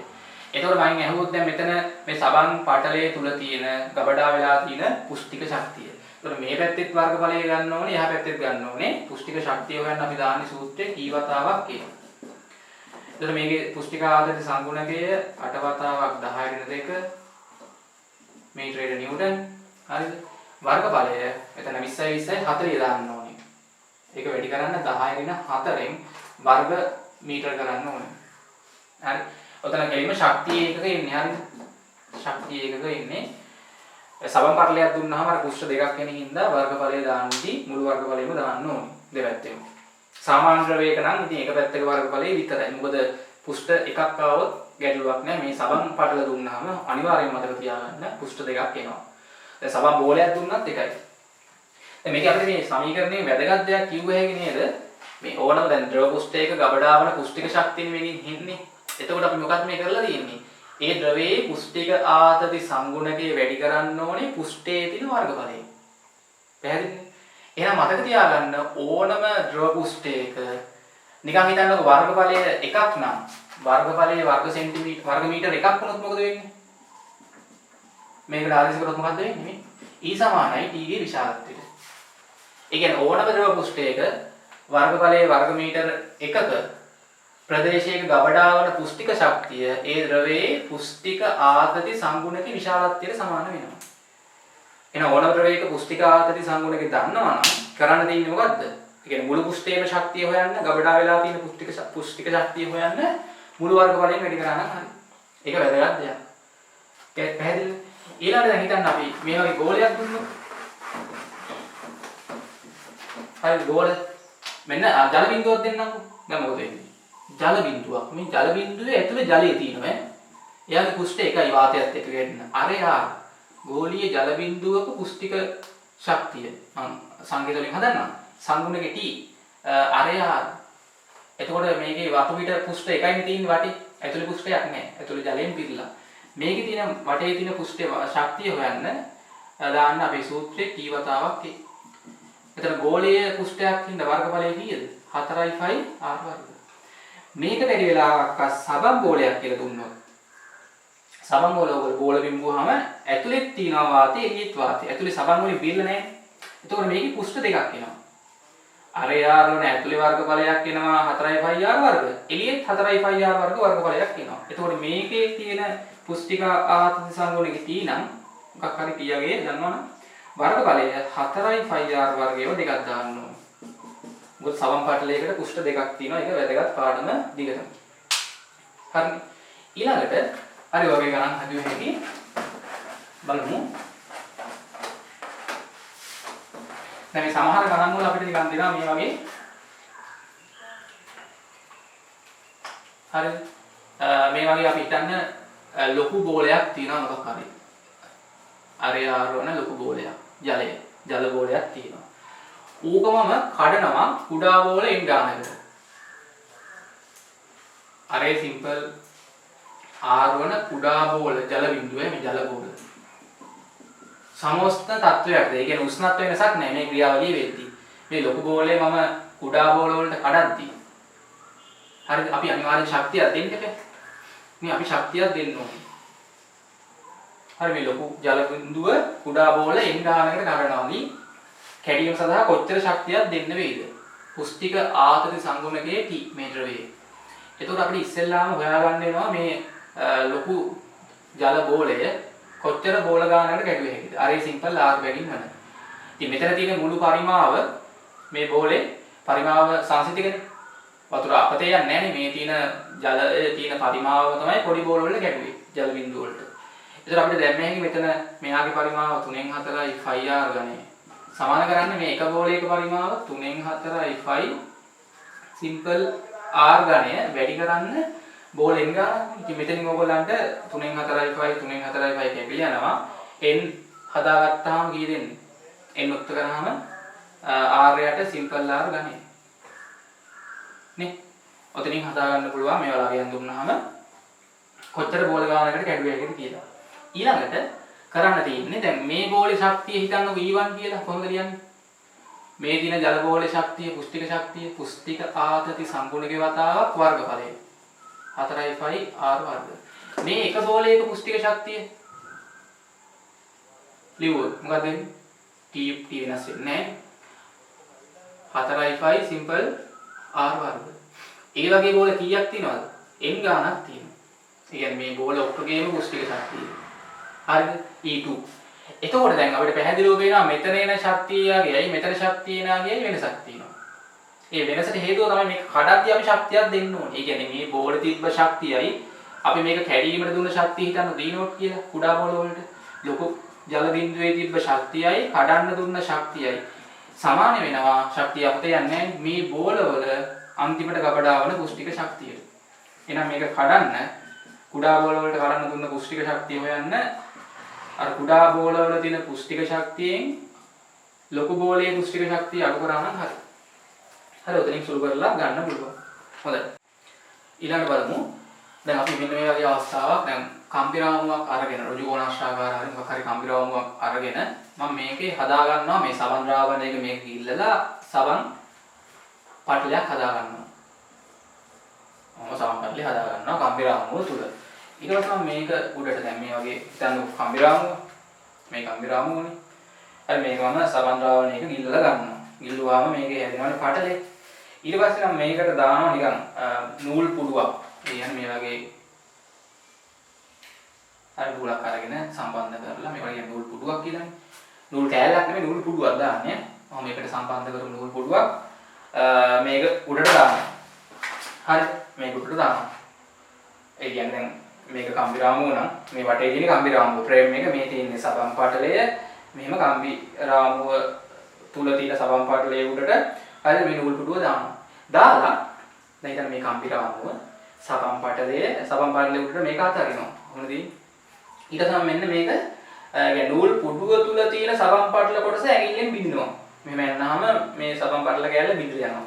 බින්දට පස්සේ ෂණිකව අපිට මොකද වෙන්නේ? බලා ගන්න පුළුවන් මේ අසමමිතිකව තිබ්බ නූල් පුඩුව හරියටම උල්කාකාර හැඩයට ෂණිකවපත් වෙනවා. බලමු එහෙම උනේ කියලා. හරිද? මේක කරලා බලන්නත් පුළුවන්. ඒක මේ තියෙන්නේ නූල් පුඩුව දැන් ඇතුලේ තියෙන සබන් පටල කොටස නැහැ. බින්දලා තියෙන්නේ. හරිද? නූල් පුඩුව තුල තියෙන සබන් පටල කොටස බින්දා. හරි? සබන් පටලය මේ ඇතුලේ නැහැ වටේ තියෙන්නේ මේ කම්බි රාමුව. ඇයි මේක මේ වෘත්තාකාර හැඩයක් ගත්තේ? දැන් අපි කිව්වා මෙතන මුලින්ම මේ ශක්තිය පුළුවන් තරම් අවම කරගන්නනේ බලන්නේ. ඕනම ද්‍රව පුෂ්ඨයක්. කියන්නේ පුළුවන් තරම් මේ ශක්තිය අවම කරගන්න. එහෙම නැත්නම් මෙහෙම කියන්න පුළුවන් දැන් සබන් පුෂ්ඨයෙන් මේ නූල් පුඩුව මත ඇති වෙනවානේ දිගටම බල.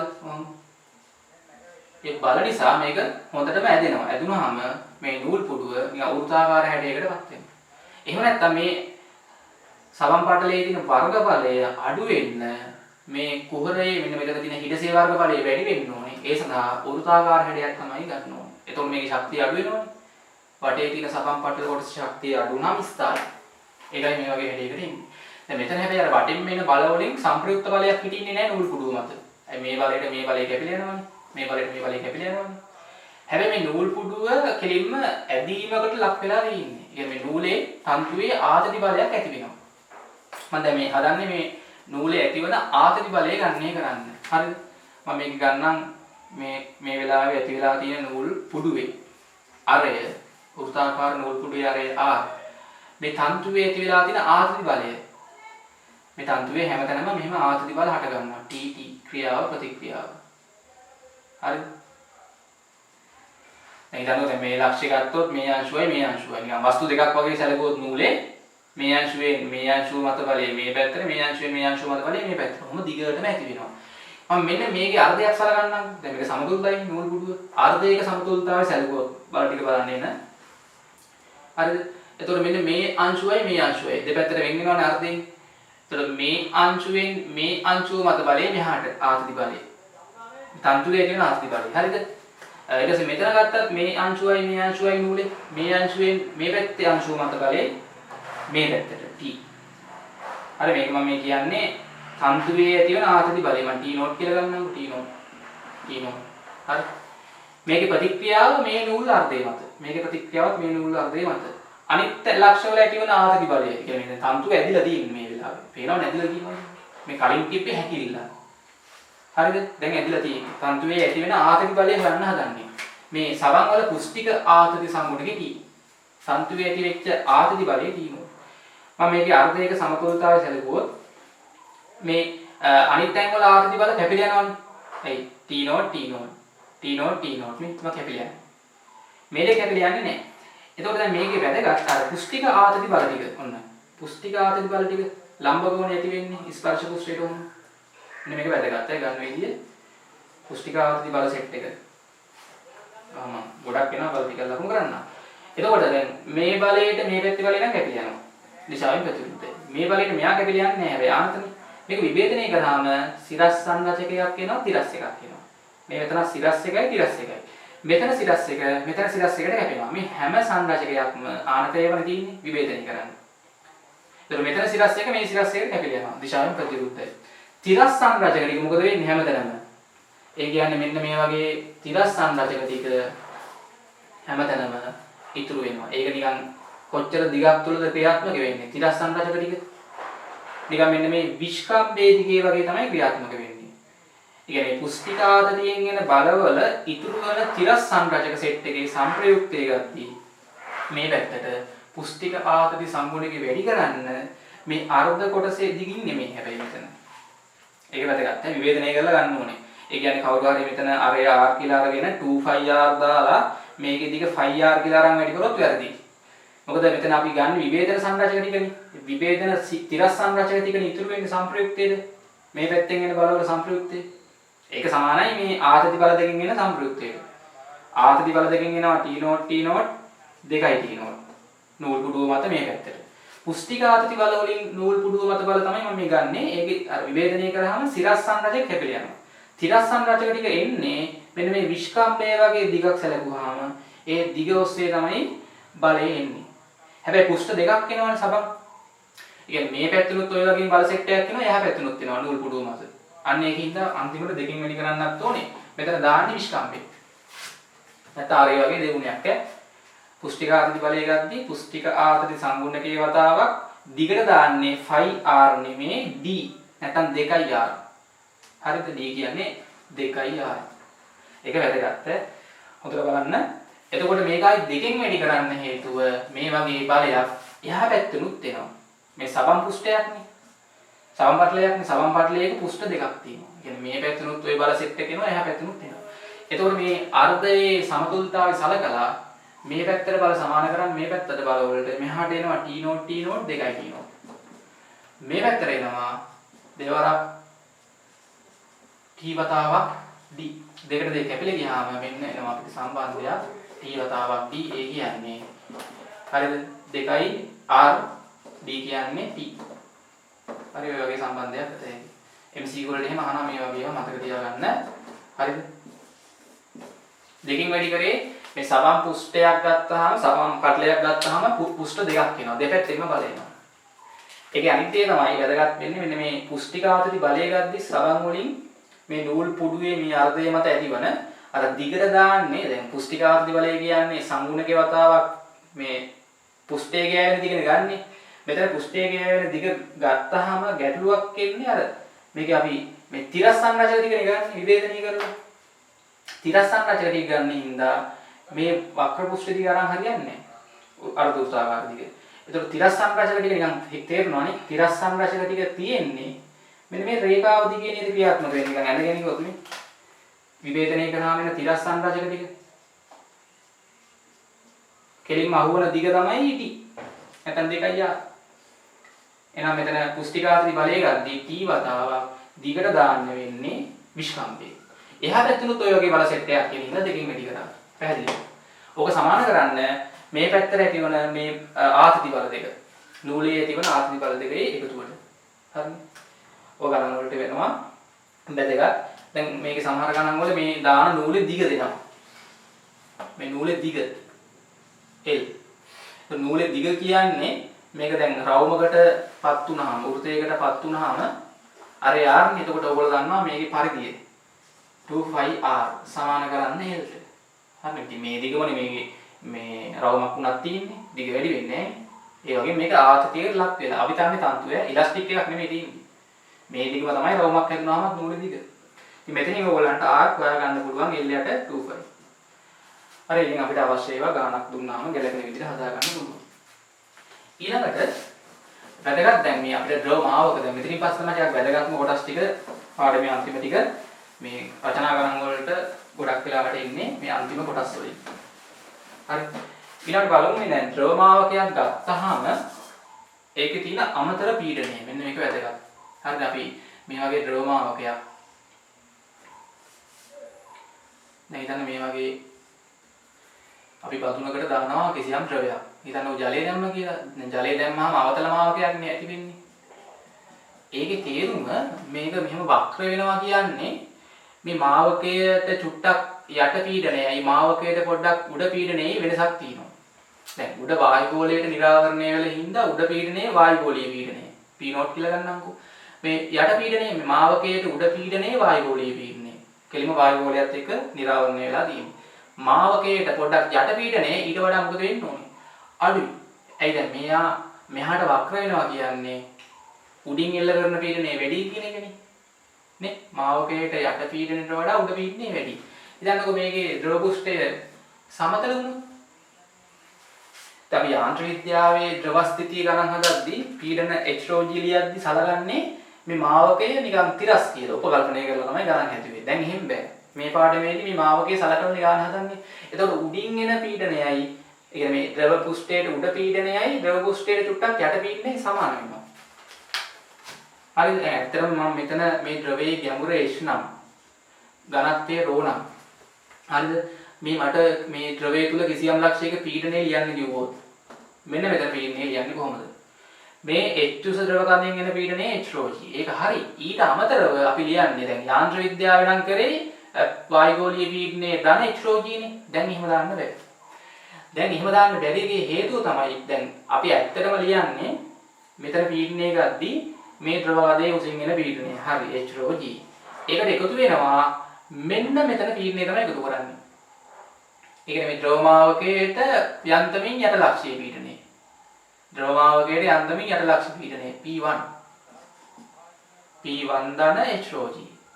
දැන් යාන්ත්‍ර විද්‍යාවේ ගණන් හදද්දී ගැටලුවක් වුනේ නැත්තේ. දැන් මෙතන පීඩනය ලියද්දී ද්‍රව කඳේ උස H නේ. මේ ද්‍රව කඳේ පතුලේ පීඩනය. එතකොට අපි ගෙලින් වායුගෝලීය පීඩනයේ P0 මෙහෙම ලිව්වේ P0 ධන H-ρ G කියලා. වැරද්දක් නැහැ එතකොට. මොකද අපි ඒ ගණන් හදද්දී සලකනවා මේ මාවකයේ සමතලය කියලා.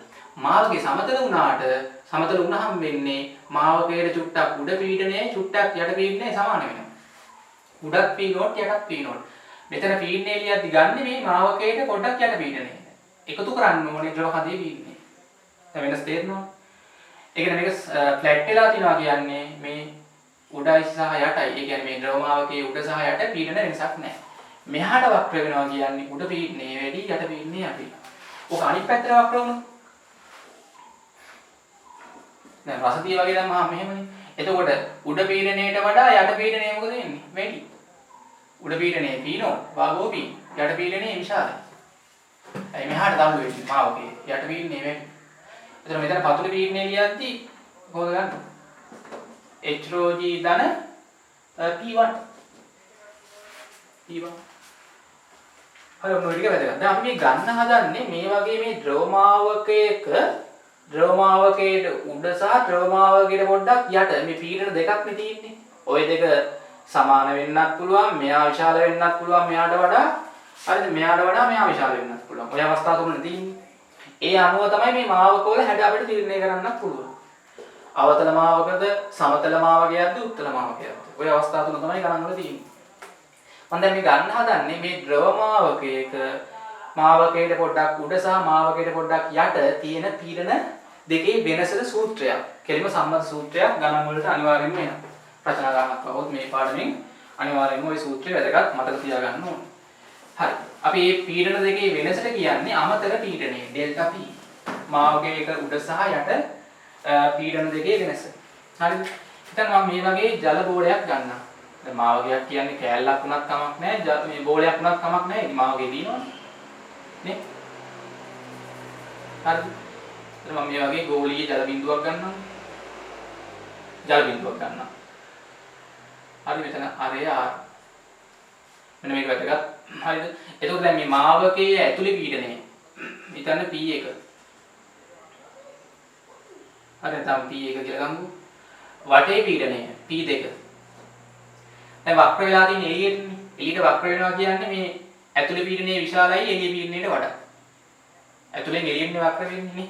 එළියේ වායුගෝලීය පීඩනය වෙන්නත් පුළුවන්. වායුගෝලීය තියෙනවා නම් ඇතුලේ පීඩනය වැඩි එළියේ පීඩනයට වඩා. P1 විශාලයි P2ට වඩා. හරි. එතකොට මේකේ බල ගත්තොත් මොන වගේ බලද ඇති වෙන්නේ? හරි. දැන් මේක සමතුලිත ගෝලයක්, ද්‍රව ගෝලයක්. ජල බිඳුවක්. හරි. මම මෙයාව දෙකට කපලා නිකන් සමතුලිතයි මෙයාගේ අර්ථයක් ගත්තොත් මොන බලන්න. ඔය වගේ මේ ගෝලයෙන් අර්ධයක් ගන්නවා. අර කලින් ගත්තා වගේ නේ නූල් පුඩුවේ අර්ධයක සමතුලිතතාවය සලකනවා වගේ මෙතන ගෝලයේ අර්ධයක සමතුලිතතාවය සැලකුවා. මේක හොඳට බලා ගන්න. හරිද? දැන් ඇතුළේ පීඩනයේ Pi නේ. ඇතුළේ මේක වතුරෙන් පිරලා තියෙන්නේ ජල බිඳුවක් නේ. එළියේ පීඩනයේ P2. එතකොට මේකේ බල මොනවද දෙන්නේ? මොන බලන්න. බාහිර වායුගෝලීය පීඩනයෙන් එන බල, ඊට බාහිර පීඩනයෙන් එන බල ලම්බකව ඇති වෙනවා. නිකන් මේක හිතන්න ඕන නිකන් පොල් බෑවක් වගේ හරිද? පොල් බෑවක් වගේ හිතන්න. අකුරු පළුවක් ගත්තාම එයාගේ වක්‍ර පෘෂ්ඨයේ මේ අර්ධය තියෙන්නේ. ඒ අර්ධය මත හැමතැනින්ම ලම්බකව බල ඇති වෙනවා. මේක ත්‍රිමාණව හිතන්න ඕනේ. හරිද? මේ වක්‍ර පෘෂ්ඨයේ මත හැමතැනින්ම ලම්බකව බල ඇති වෙනවා. ඊටා විශාල බල ප්‍රමාණයක් ලම්බකව. එතකොට ওই බල අපිට විවේදනය කරන්න පුළුවන් තිරස්වයි සිරස්වයි. සිරස්ව විවේදනය කරන ටික අය මොකද වෙන්නේ මේ? සිරස්ව එන සංරචක ටික යටින් එන ඒවායි උඩින් එන ඒවායි කැපිලා යනවා. ඉතුරු වෙන්නේ තිරස් සංරචක ටික. මේකෙත් නිකන් හිතන්න අර පොල් කට්ටක් ගත්තාම අකුරු බෑයක් ගත්තාම වක්‍ර පෘෂ්ඨය මත තිරස් සංරචක සෙට් එක මවන්න ක්‍රියාත්මක වෙන්නේ මෙන්න මේ වගේ වර්ගඵලයක් තුල. මෙහාට එන තිරස් සංරචක ටික සිරස් ඒවා ටික කැපිලා යනවා. මේ විවේදනය කරාම හරිද? තිරස් සංරචක ටික ගත්තාම නිකන් මෙන්න මේ වගේ අරේ ආරවන වෘතයක වර්ගඵලයක් පුරා තමයි ක්‍රියාත්මක වෙන්නේ. ඇතුළෙත් ওই වගේ පීඩනයක් තියෙනවා. P1 එළිය පීඩනයේ P2 නේ. ඇතුළේ පීඩනනොත් මොකද වෙන්නේ? මේ ඇතුළේ තියෙන මේ ගෝලීය අර්ධ ගෝලීය වක්‍ර පෘෂ්ඨය මත එළියට බල ඇති වෙනවා. ඇතුළෙන් එළියට උම ලම්බකව. අර අකුරු බෑ එක ඇතුළේ වක්‍ර පෘෂ්ඨය ගත්තොත් නිකන් පොල් කට්ටක් වගේ හිතන්නකෝ.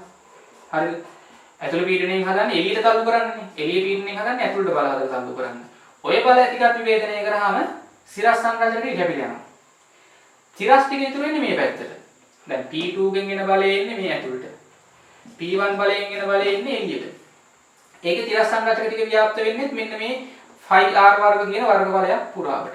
ඊට පස්සේ මෙන්න මේකේ වක්‍ර පෘෂ්ඨය තියෙනවනේ මේ වෘත්තාකාර පෘෂ්ඨය.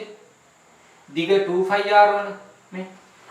එතකොට ওই 2πr දැන් මේක අපි දෙකට කැපුවාම අපිට හම්බ වෙනවා ද්‍රව පෘෂ්ඨ දෙකක්. මේ පැත්තේ අර්ධ ද්‍රව පෘෂ්ඨයක් හම්බ වෙනවා නෙමෙයි. මේ අනිත් අර්ධය. දැන් ওই දෙක එකට සෙට් වෙලා තිබ්බේ ගලවුවානේ. එතකොට මෙන්න මේ වෘත්තාකාර 2πr දිගයි මේ 2πr දිගට එකට සෙට් වෙලා තිබ්බේ. ඔය දෙක ගලවද්දී මෙයාගෙන් මෙයා මත මේ පැත්තට පුෂ්ටිකාති බල එනවනේ. අර අලෝලා දිලා ඉතින් හකුරු පෑ දෙකක් අපි ගම් වලින් අලෝලා ගලවද්දී මොකද වෙන්නේ? මෙන්න මේ 2πr කියන මේ වෘත්තාකාර පරිධිය දිග දෙකවල් දෙක එකට සෙට් වෙලා තියෙන්නේ. ගම් ගාලා අලෝපු දෙකක් ගලවද්දී මේ 2πr දිගින් මෙහාට අදිනවනේ මෙයා මෙහාට අදිනවනේ. අන්න අපි දැන් ගන්න මෙයා මත බලන්නේ. එතකොට ඒ බල සෙට් එක එන්නේ අර පුස්තිකාර්ථයෙන් එන බල සෙට් එක. ඒ බල ටික විවේදනය කරන්න ඕනේ නැහැ. කෙලිම මෙහාට එන්නේ. 2πr දිගක් පුරාවට මේ පැත්තට එන බල සෙට් එකේ සංප්‍රයුක්තය කෙලිම පුස්තිකාර්ථයේ සංගුණකේ වතාවක් 2πr. ඊට පස්සේ දැන් මෙහාට එන බලයේ අවට පීඩනයෙන් බලය සමානයි පීඩනයේ වතාවක් වර්ග බලය. P2 වතාවක් වර්ග බලය අපි දාන්නේ අර විවේදනය කරාම තිරස් සංරචක දෙක සෙට් වෙන වර්ගඵලය කියන්නේ 5R වර්ග. 5R වර්ග. P1 ඇතුළේ පීඩනයෙන් එළියට එන බලය. පීඩනය P1 වතාවක්. එතන වර්ගඵලය ගත්තී තිරස් සංරචක ටික අහුවන වර්ගඵලයට දාන්නේ 5R වර්ග. එහෙම නැතුව වර්ගදිලාවත් අර්ධ ගෝලයක වක්‍ර පෘෂ්ඨ වර්ගඵලය දාන්නේ නැහැ. අර අපි නූල් පුඩුවේ හදද්දි මතකනේ ගත්තේ. මේ විස්කම්බේනේ ගත්තේ විභේදනය කරාම එන දිගටනේ. ඒ වගේ මෙතන වක්‍ර පෘෂ්ඨයේ අර්ධයක වර්ගඵලය නැතුව මෙන්න මේ වෘත්තාකාර ප්‍රදේශ වර්ගඵලය තමයි දාන්නේ. මොකද තිරස් සංරචක ටික ගන්න හින්දා. නිසා එන බලය මුළු බලය නෙමෙයි ගන්නෙ. මෙතන නම් ගැටලුවක් නැහැ. දැන් මේක සමතුලිත හින්දා මේ ගෝලයේ මත බල සමතුලිත කරාම මට කියන්න මේ පැත්තට එන බල මොනවද? මේ පැත්තට එන බල සහ මේ පැත්තට බල. මේ පැත්තට එන බල ගත්තොත් ඇතුලේ පීඩනයෙන් එළියට එන බලය මොකක්ද වෙන්නේ? P1 වතාවක් 5R වර්ග සමාන කරන්න. එළියෙන් මෙහාට එන බලය P2 වතාවක් 5R වර්ග. ධන තව බලයක් මෙහාට එනවා. මෙන්න මේ වටේ ධාරයේ දිගේ එන පුස්තිකාවෘති බලය T වතාවක් 2πr. හරිද? දැන් මගේ ඉලක්කය මේ ද්‍රව මාවකයක මේ මාවකයක ඇතුලේ සහ එළියේ පීඩන දෙකේ වෙනස ගන්න හදන්නේ. පීඩනාන්තරය. අමතර පීඩනය. මේකට කියන්නේ අමතර පීඩනය නැත්නම් පීඩනාන්තරය. මාවකයක දෙපස තියෙන පීඩන දෙකේ වෙනස. ඇතුළේ පීඩනය වැඩිනේ. ඇයි? එළියට තල්ලු වෙලා තියෙන මාවකේ P1 වෙන P2 සඳහා ප්‍රකාශනයක් ගන්න හදන්නේ. ඉතින් මම මෙතන මෙයාව මේ පැත්තට ගත්තා නම් P1 වෙන P2 හරි මෙයාව මේ පැත්තට ගත්තාම වෙනවනේ කොහොමද? හරිද? මෙතන එතකොට 5R එකක් කැපිලත් යන හින්දා R සමානයි දෙවරක් T. මෙතන 5R කැපිලා ගියා හැමදේම. ඉතින් මෙතන P1 වෙන P2 හරිද? උක්ත කරගත්තාම 2T දෙවරක් T යට R. හරිද? දෙවරක් T යට R. එතකොට මෙතන මේක තමයි අපි අමතර පීඩනය. ඒ කියන්නේ මේ මාවකයේ දෙපස තියෙන පීඩන දෙකේ වෙනස. මාවකයේ තල්ලු වන පැත්තට තමයි පීඩනය කියන්නේ බහින්නේ. කියන්නේ ඇතුලේ පීඩනය වැඩි. දැන් මෙහාට තල්ලු වෙලා තියෙන්නේ. ඇතුලේ පීඩනය වැඩි, එළියේ පීඩනය අඩුයි. එතකොට වැඩියෙන් අඩුවේ අඩු කරලා තමයි ලියන්න ඕනේ පීඩනාන්තරය 2 වතාවක් T. T කියන්නේ කුෂ්ඨික ආධාරිත සංගුණකයේ ද්‍රවයේ. R කියන්නේ මේ මාවකයේ අරය. ඉතා වැදගත් ඒක. හරිද? අනිවාර්යෙන් මතක තියාගන්න ඕන සම්මත සූත්‍රයක් ගණන් වල එකපාර පාවිච්චි කරන්න පුළුවන්. හරි. තව වැදගත් දෙයක් දැන් මම මේ කතා කරේ ජල බෝලනේ. ජල බිඳුවක්, ද්‍රව බිඳුවක්. ජලෙම ඕනේ නැහැ. මොකක් හරි ද්‍රව බිඳුවක්. හැබැයි සබන් බුබුලක් ගත්තොත් හරිද? සබන් බුබුලක් ගත්තාම මෙතන මොකද වෙන්නේ? දැන් ඔයගොල්ලන්ට තේරුම් ගන්නත් පුළුවන් සබන් පුෂ්ඨයක් තිබ්බනම් මේක සබන් බුබුලක් වුණොත් ඇතුලේ සබන් නැහැනේ. වටේ සබන් පුෂ්ඨනේ තියෙන්නේ. සබන් පටලයක් කියන්නේ සබන් බෝලයක් ගත්තොත් ඔහොම. ඇතුලේත් වාතය එළියෙත් වාතය. එතකොට මේකේ ඔයගොල්ලන්ට මතක ඇති අර කුෂ්ඨිකාවදී බලය එළියත් දැන් අපි මෙතන බලලිලා සමාන කරානේ. හරිද? අර්ධයක සමතුලිතතාවය සලකලා ගෝලෙන්නේ. එතකොට මෙන්න මේ පුෂ්ඨිකාවදියෙන් එන බලය අපි දැන් අරකේ ගත්තේ 2 වතාවක් නැත්නම් මේ T වතාවක් 2πr නේ. මේකේ බලය මොකද වෙන්නේ? T වතාවක් හරිද? 2πr වතාවක් දෙකෙන් වැඩි කරන්න ඕනේ. මොකද්ද හේතුව? හේතුව මේක සබන් බෝලයක් හින්දා සබන් බෝලේ ඇතුළුත් මේ නා පුෂ්ඨිකාවදී බල එළියුත් එනවා. ඒ කියන්නේ මෙන්න මේ වෘතය ගත්තාම හරිද? ඇතුලේ තියෙන වෘත්තාකාර කොටසනුත් එනවා T වතාවක් 2πr බලයක් මෙහාට වටේ තියෙන පුෂ්ඨේනුත් එනවා T වතාවක් 2πr බලය. එතකොට මෙතන හරිද මේක දෙකෙන් වැඩි වෙලා එන හින්දා ගානක සබන් බෝල දීලා තිබ්බොත් හරිද අමතර පීඩනයට එද්දි මෙතන මොකක් වෙලා දෙන්නේ දෙවරක් දෙක හතරක් වෙලා එද්දි 4යි T යට එහෙනම් මතක තියාගන්න දැන් ගණන් හදද්දී සබන් බෝලයක් දුන්නොත් පුෂ්ඨ දෙකක් තියෙන හින්දා සබන් බෝලයක මාවකයේ දෙපස පීඩනාන්තරය ලියද්දී 4T යට R 4යි T යට R. හරි ද්‍රව බිඳුවක ඇතුලේ පුෂ්ඨ කියන්නේ ඒගේ වටේ පුෂ්ඨ විතරනේ. ඇතුලේ පුෂ්ඨයක් නෑ. ඇතුලේ ද්‍රවයෙන් පිරලා තියෙන්නේ. එතකොට ගන්න ඕනේ 2T යට R. හරි හොඳට මතක තියාගන්න. හරි දැන් මේකේ අපිට සිද්ධාන්තවල අන්තිමටම තියෙන්නේ මේ කේශික උද්ගමනය සහ කේශික අපගමනය. හරිද? මේ තව වැදගත් දෙයක් තියෙනවා මේ සබන් බුබුලක හරි මොකක් හරි බෝලයක අමතර පීඩනය වෙනස් වෙන විදිය අරයත් එක්ක. හරිද? මේ අරය සබන් බෝලේ අරය නැත්නම් ද්‍රව බෝලේ අරය සබන් හෝ ද්‍රව මොකද කොහොම ගත්තත් දැන් 4T ගත්තත් 2T ගත්තත් නියතයක්නේ. වෙනස් වෙන්නේ නැහැනේ. පීඩනාන්තරය රඳා පවතින්නේ එකයට අරයක. ප්‍රතිලෝම සමානුපාතයක් තියෙන්නේ. ඒ කියන්නේ කිසියම් මාවකයක මොකක් හරි බෝලයක් මොන්නේ නැහැ. ඉතින් කොටසක් ගත්තත් හරි. මේ මාවකයක දෙපස තියෙන පීඩන අන්තරය මාවකයේ අරයත් එක්ක. ඒ කියන්නේ අරය අඩු වෙද්දී අරය වැඩි වෙද්දී කොහොමද විචලනය වෙන්නේ? හරි මේ ප්‍රතිලෝම සමානුපාතයක් ඉන්න මේ වගේ වස්තාවයක් එන්නේ. අරයත් එක්ක පීඩන අන්තරය වෙනස් වෙන ආකාරය. හරිනේ. දැන් අපිට මේකේ දැන් එක එක මාවක හදන්න පුළුවන්. හරිද? ස්පර්ශ කෝණය වෙනස් කර කර එක එක මාවක හදන්න පුළුවන්. හරිද? ඒක ඒකක් නෑ. ඊට පස්සේ බලමු දැන් මේකේ අවසාන වශයෙන් අපිට කතා කරන්න තියෙන්නේ මේ කේශික උද්ගමනය සහ කේශික අවපාතනය නැත්නම් අපගමනය. මේකත් ඔයගොල්ලෝ දැකලා ඇති සාමාන්‍යයෙන් දැන් අපි මේ වගේ ජලයේ පුරවපු වාදනයකට හරිද? ජලයේ පුරවපු වාදනයක් මම දැන් අර මාවකත් එක්ක අඳින්න ඕනේ. හරිනම් මේකේ හරිනේ. ජලය දැම්මහම වීදුරු භාජනයකට ඔය වගේ අවතල මාවක තියෙන්නේ. ස්පර්ශ කෝණේ බිඳුවක් කියලා ගන්නත් පුළුවන්. මම මේකට දානවා මේ සිහින් සිදුරක් තියෙන අපි සාමාන්‍ය කේශික බට ටික ලොකුවට අඳින්නම්. කේශික බටයක් දානවා. දැම්මම අපිට බලා ගන්න පුළුවන් මේක ඉබේම. දැන් කටින් මෙතනින් ඉරුවොත් කොහමද ද්‍රව කඳ ඉස්සෙනවා. එහෙනම් කටින් උරන්නේ නැතුව මොකද වෙන්නේ? මේ කේශික සිදුර දිගේ අපිට පැහැදිලිව පේනවා. නිකන් කේශික සිදුරක් කියන්නේ අර උෂ්ණත්වමානයක රසදිය යන්නේ. අන්න ඒ වගේ චූටි සිදුරක්. හරිද? නිකන් ලොකු බීම් බටයක් දැම්මහම මෙහෙම මේකේ මේ වතුර ඉස්සෙන්නේ උඩට.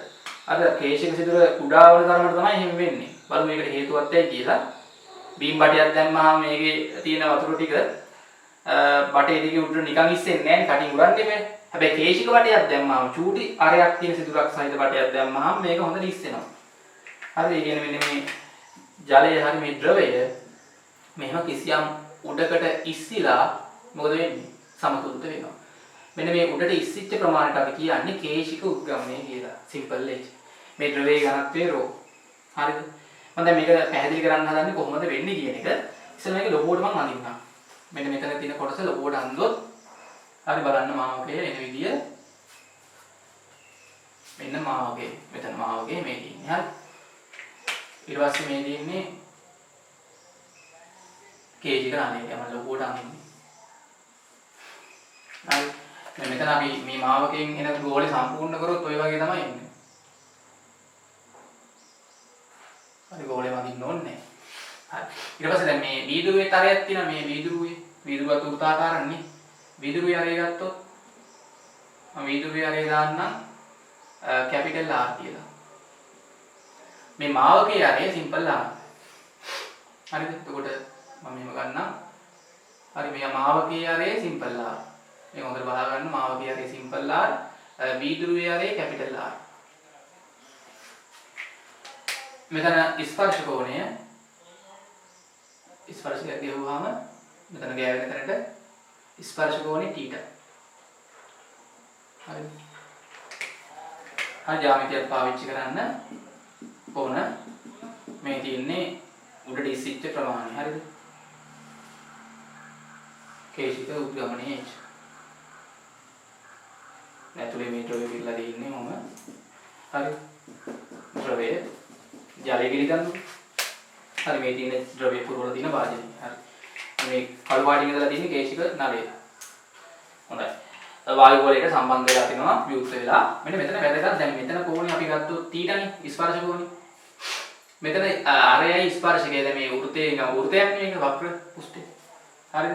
මෙතනට ගත්තොත් අංශක වල දාන්න 90. අරයයි ස්පර්ශ ලක්ෂයේදී අදින ස්පර්ශකයේ ලම්බක වෙනවන්නේ නේ. එතන මෙතන අංශක 90ක් වෙනවා.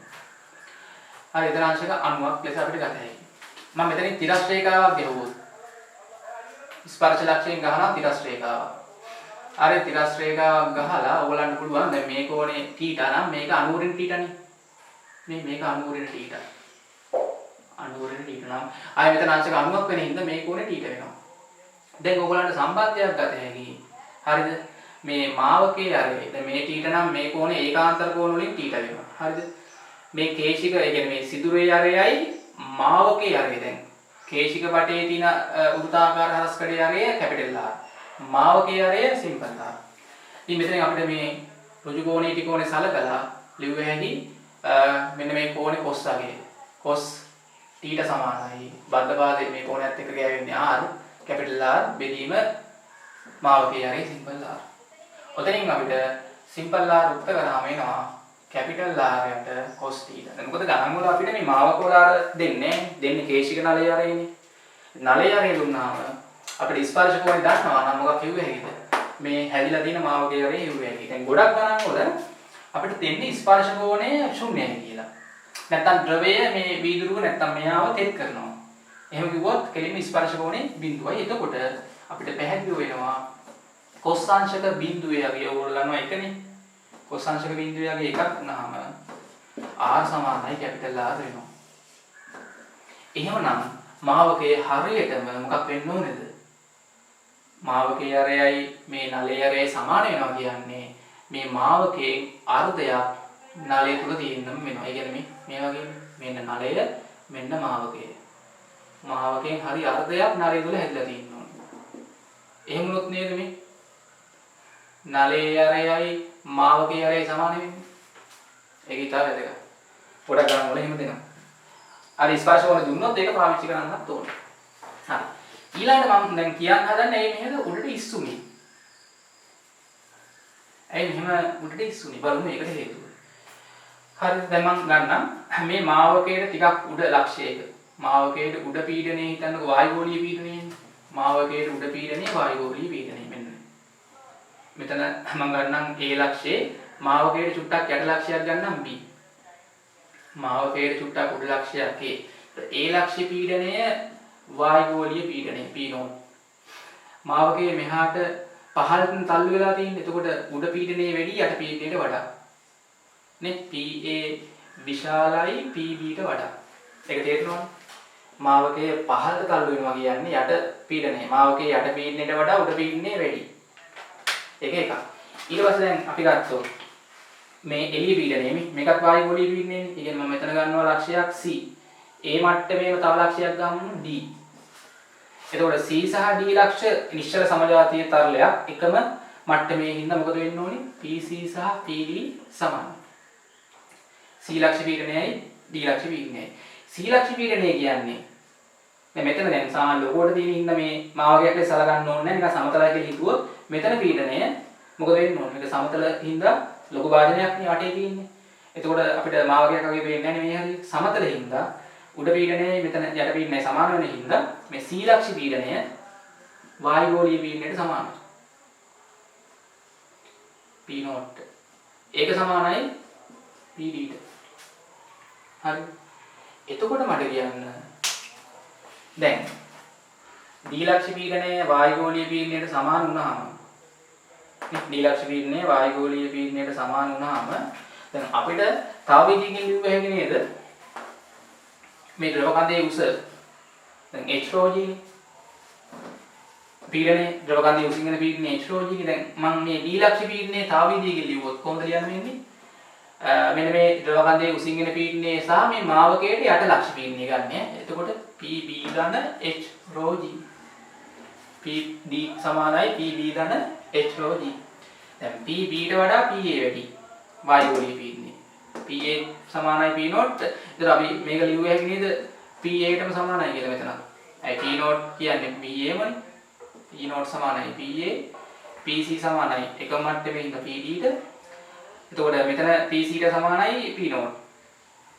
ඒ කියන්නේ මේ පීඩන හතරම එකම සමාන වෙන්න ඕන. හරිද?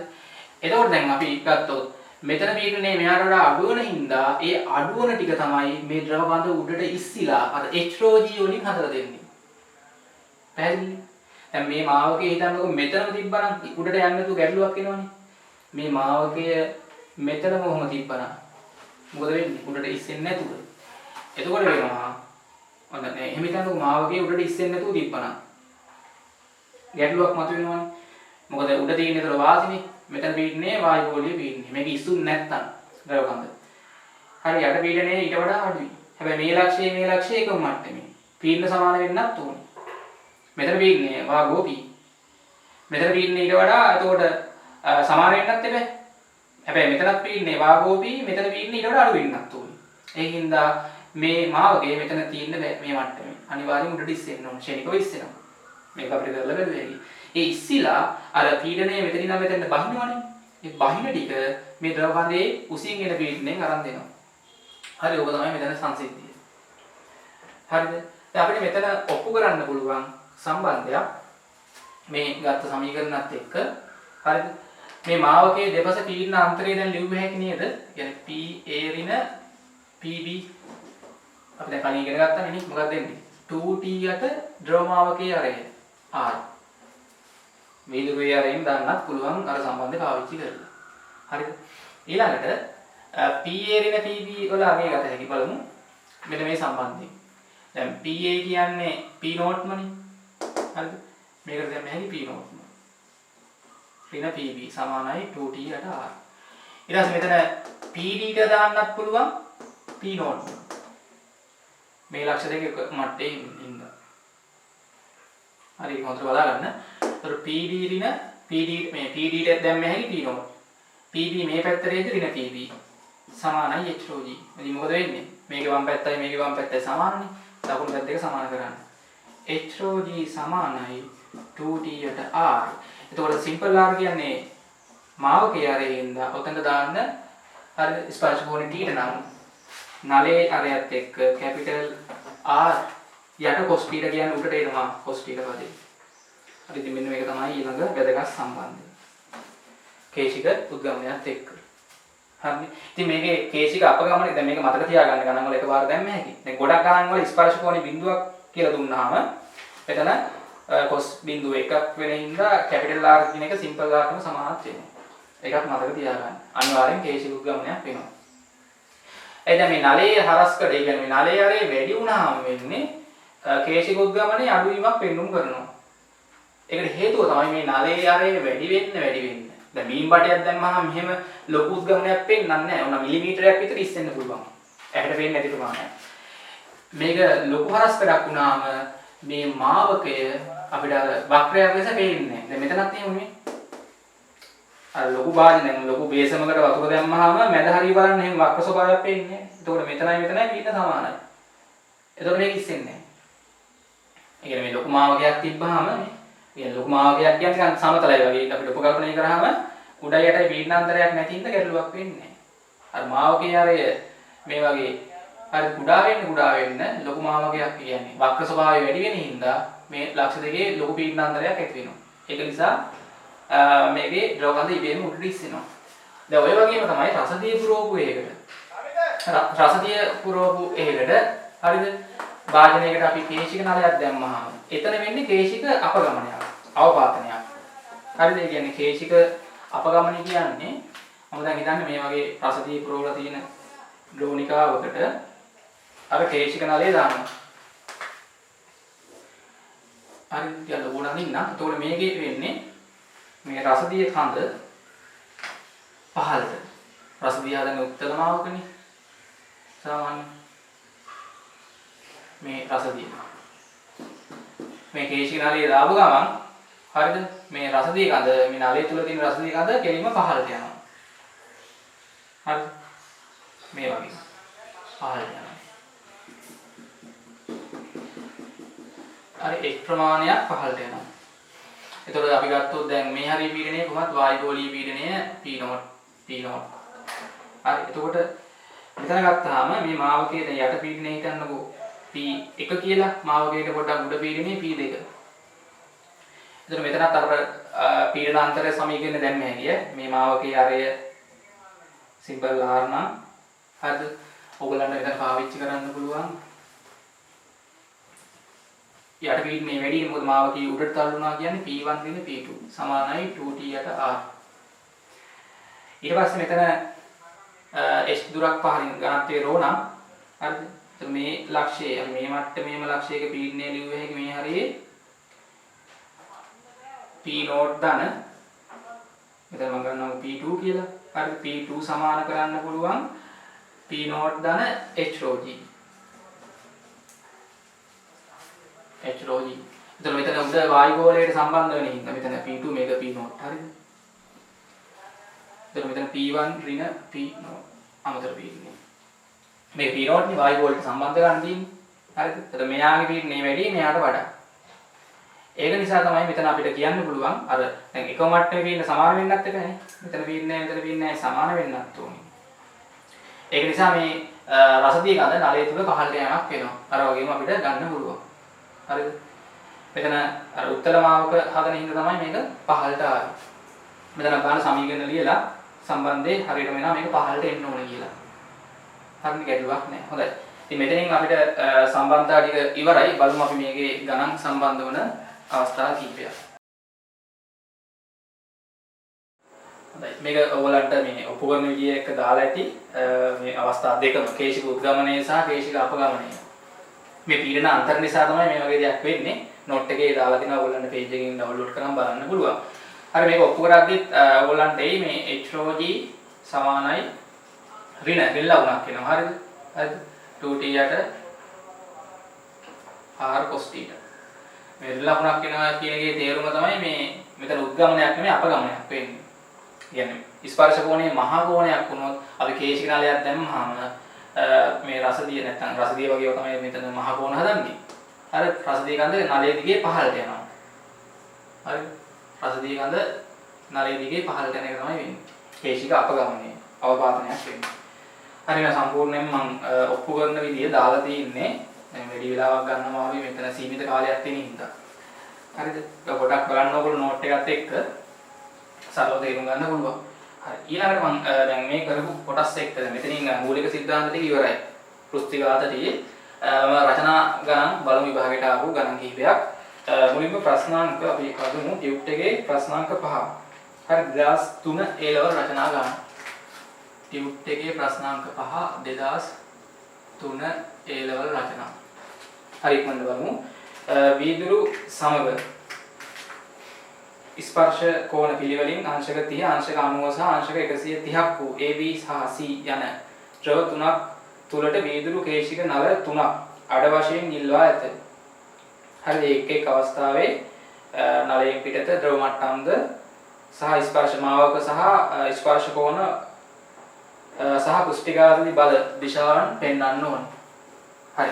ටගල මේක ඇන්ඩෝස් අපිට පුළුවන් දැන් මේ තියෙන්නේ වීදුරු නලය. හරි වටේ තියෙන ද්‍රවය. හරි. එතකොට මෙතන කියලා තියෙන්නේ ස්පර්ශ කෝණේ 30ක් වූ ඒ ද්‍රවය තුල ඉල්ලුවා මේ වීදුරු වටේ. හරිද? කොහොමද එන්නේ මෙතන ස්පර්ශ කෝණේ අංශක 30ක්. මෙන්න එතකොට මාවකේ. මෙතන ස්පර්ශකයේ ඇඳලා පෙන්නන්න.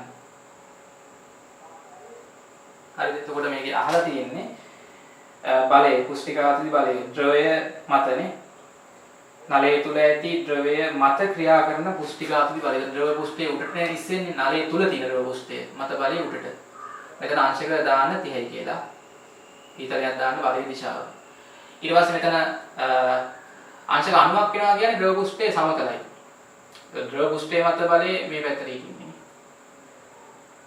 මෙතන අංශක 90යි කියලා දාන්න.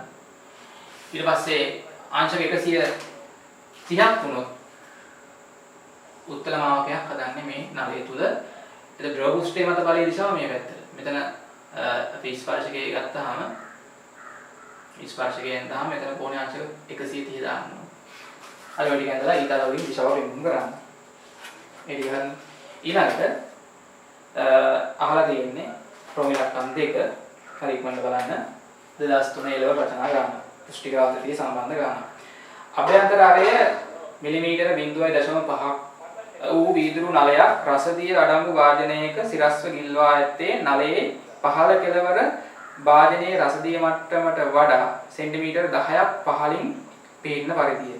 රසදිය පුෂ්ටිකාවලිය සංගුණකයයි ඝනත්වයයි දීලා තියෙනවා. හරි වීදුරු සහ රසදිය අතර ස්පර්ශ කෝණය θ අංශක 140ක්ද වේ.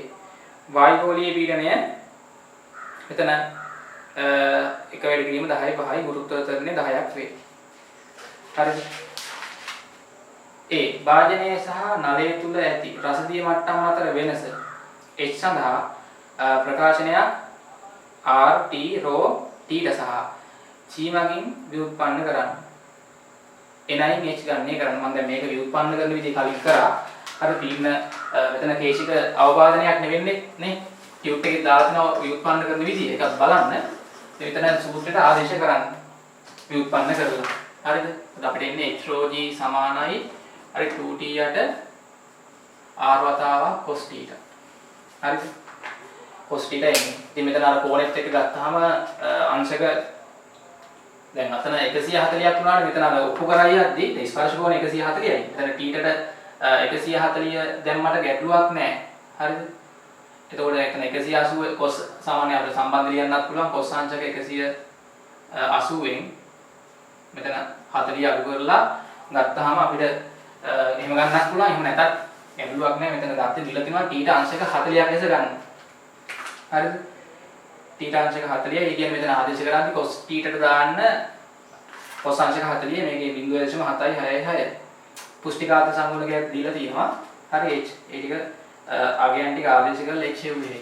මෙතන ඕන h උක්ත කරගන්න. හරි මේක රිල් ලකුණක් වෙනවා කියන්නේ අර තේශික අපගමනයක් වෙන්නේ. හරි රිල් ලකුණක් එක දැම්මත් කමක් නැහැ. cos θ යට මෙතන එන්නේ නලයේ ආරේ වතාවක් ρg. ඉතින් මේකට ආදේශ කරා නම් හරි. මේක ව්‍යුත්පන්න කරන්න. ගාන ව්‍යුත්පන්න කරන්න කියනවනේ.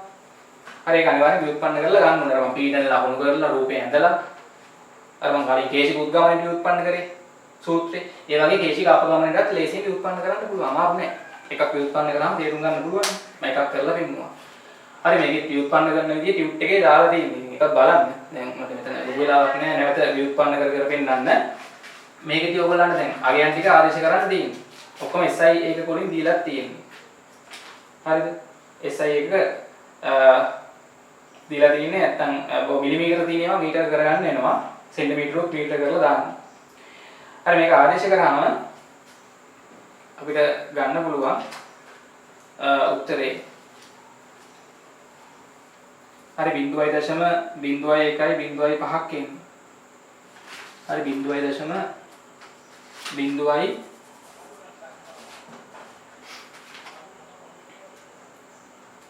1.5 මීටර වලින් එන්නේ. හරි.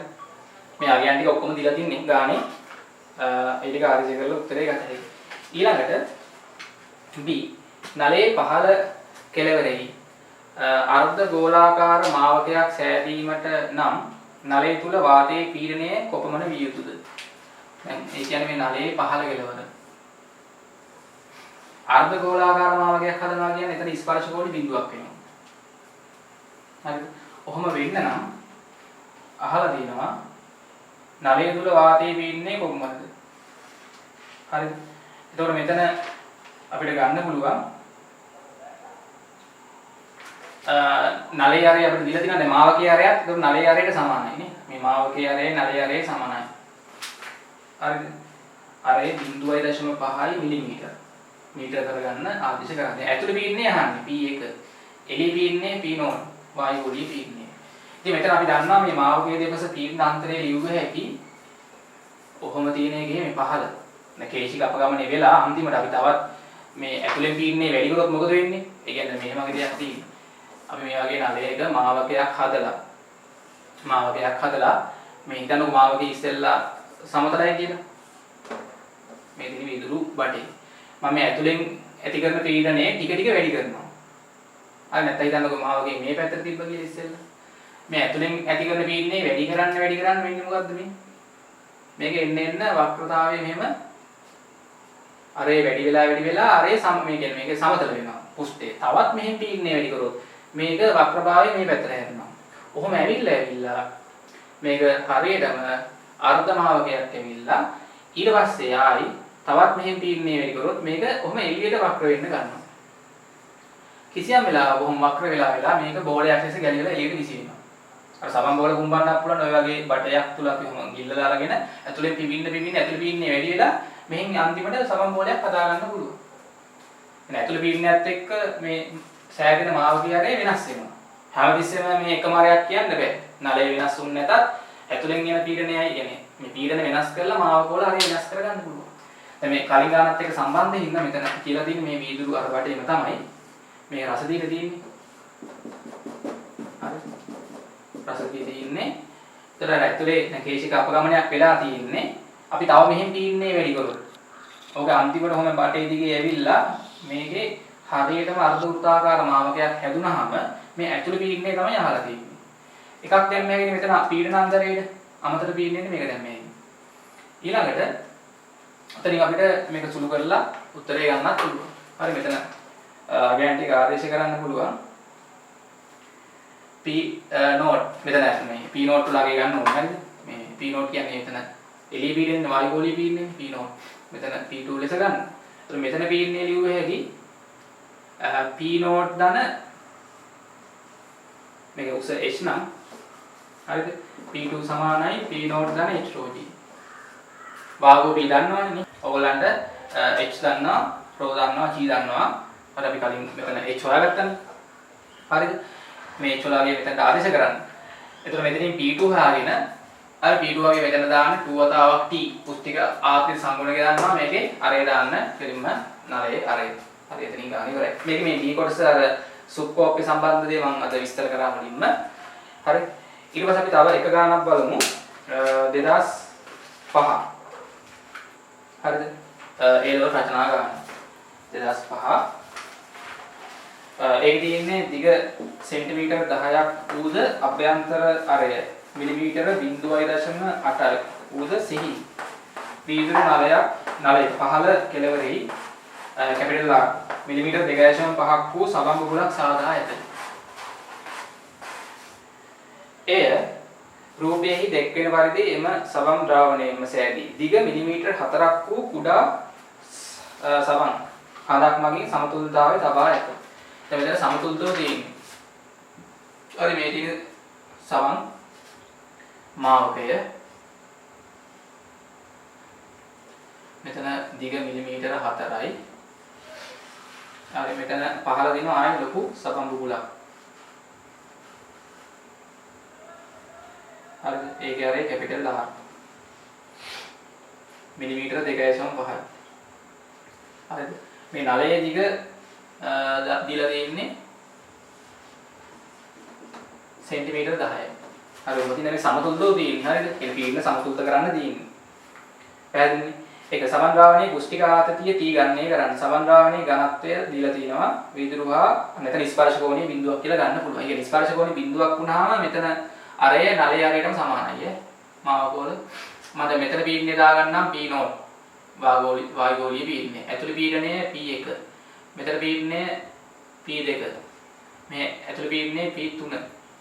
මේ දිගටම P3 වාතනේ තියෙන්නේ. මෙතන එළියේ පීඩනය ආයි P0. ඉතින් මේකේ සමීකරණ ටික ලියන්න ඕනේ. මේ මාවකේ සලකලා ලියන්න අමතර පීඩන සමීකරණේ P0 ඍණ P1. මෙහෙම මෙහාට වක්‍ර වුණා කියන්නේ P0 වැඩි P1ට වඩා. මෙතන 2T යට අරය R. ඊට පස්සේ P2 ලිව්ව හැකි නේද? P2 ලිව්ව හැකි මෙතන පීඩනය P1 ධන මෙන්න මේ උසින් එන පීඩනය H ρ G. හරි. මේ මාවකේ සැලකුවාම මෙහෙන් මෙහාට වක්‍ර වෙන්නේ. එතකොට යට පීඩනය වැඩිනේ.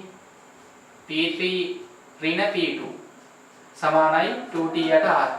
අන්තිමට මේ මාවකේ සලකලා මෙයාගේ මෙතන පීඩනාන්තරය ලියන්නත් පුළුවන්. දැන් මේ ඇතුළේ පීඩනය P3 ඉඳන් මේ වාතේ නම් වාතේ පීඩනය වෙනස් වෙන්නේ නැහැ නේ. දිගටම P3.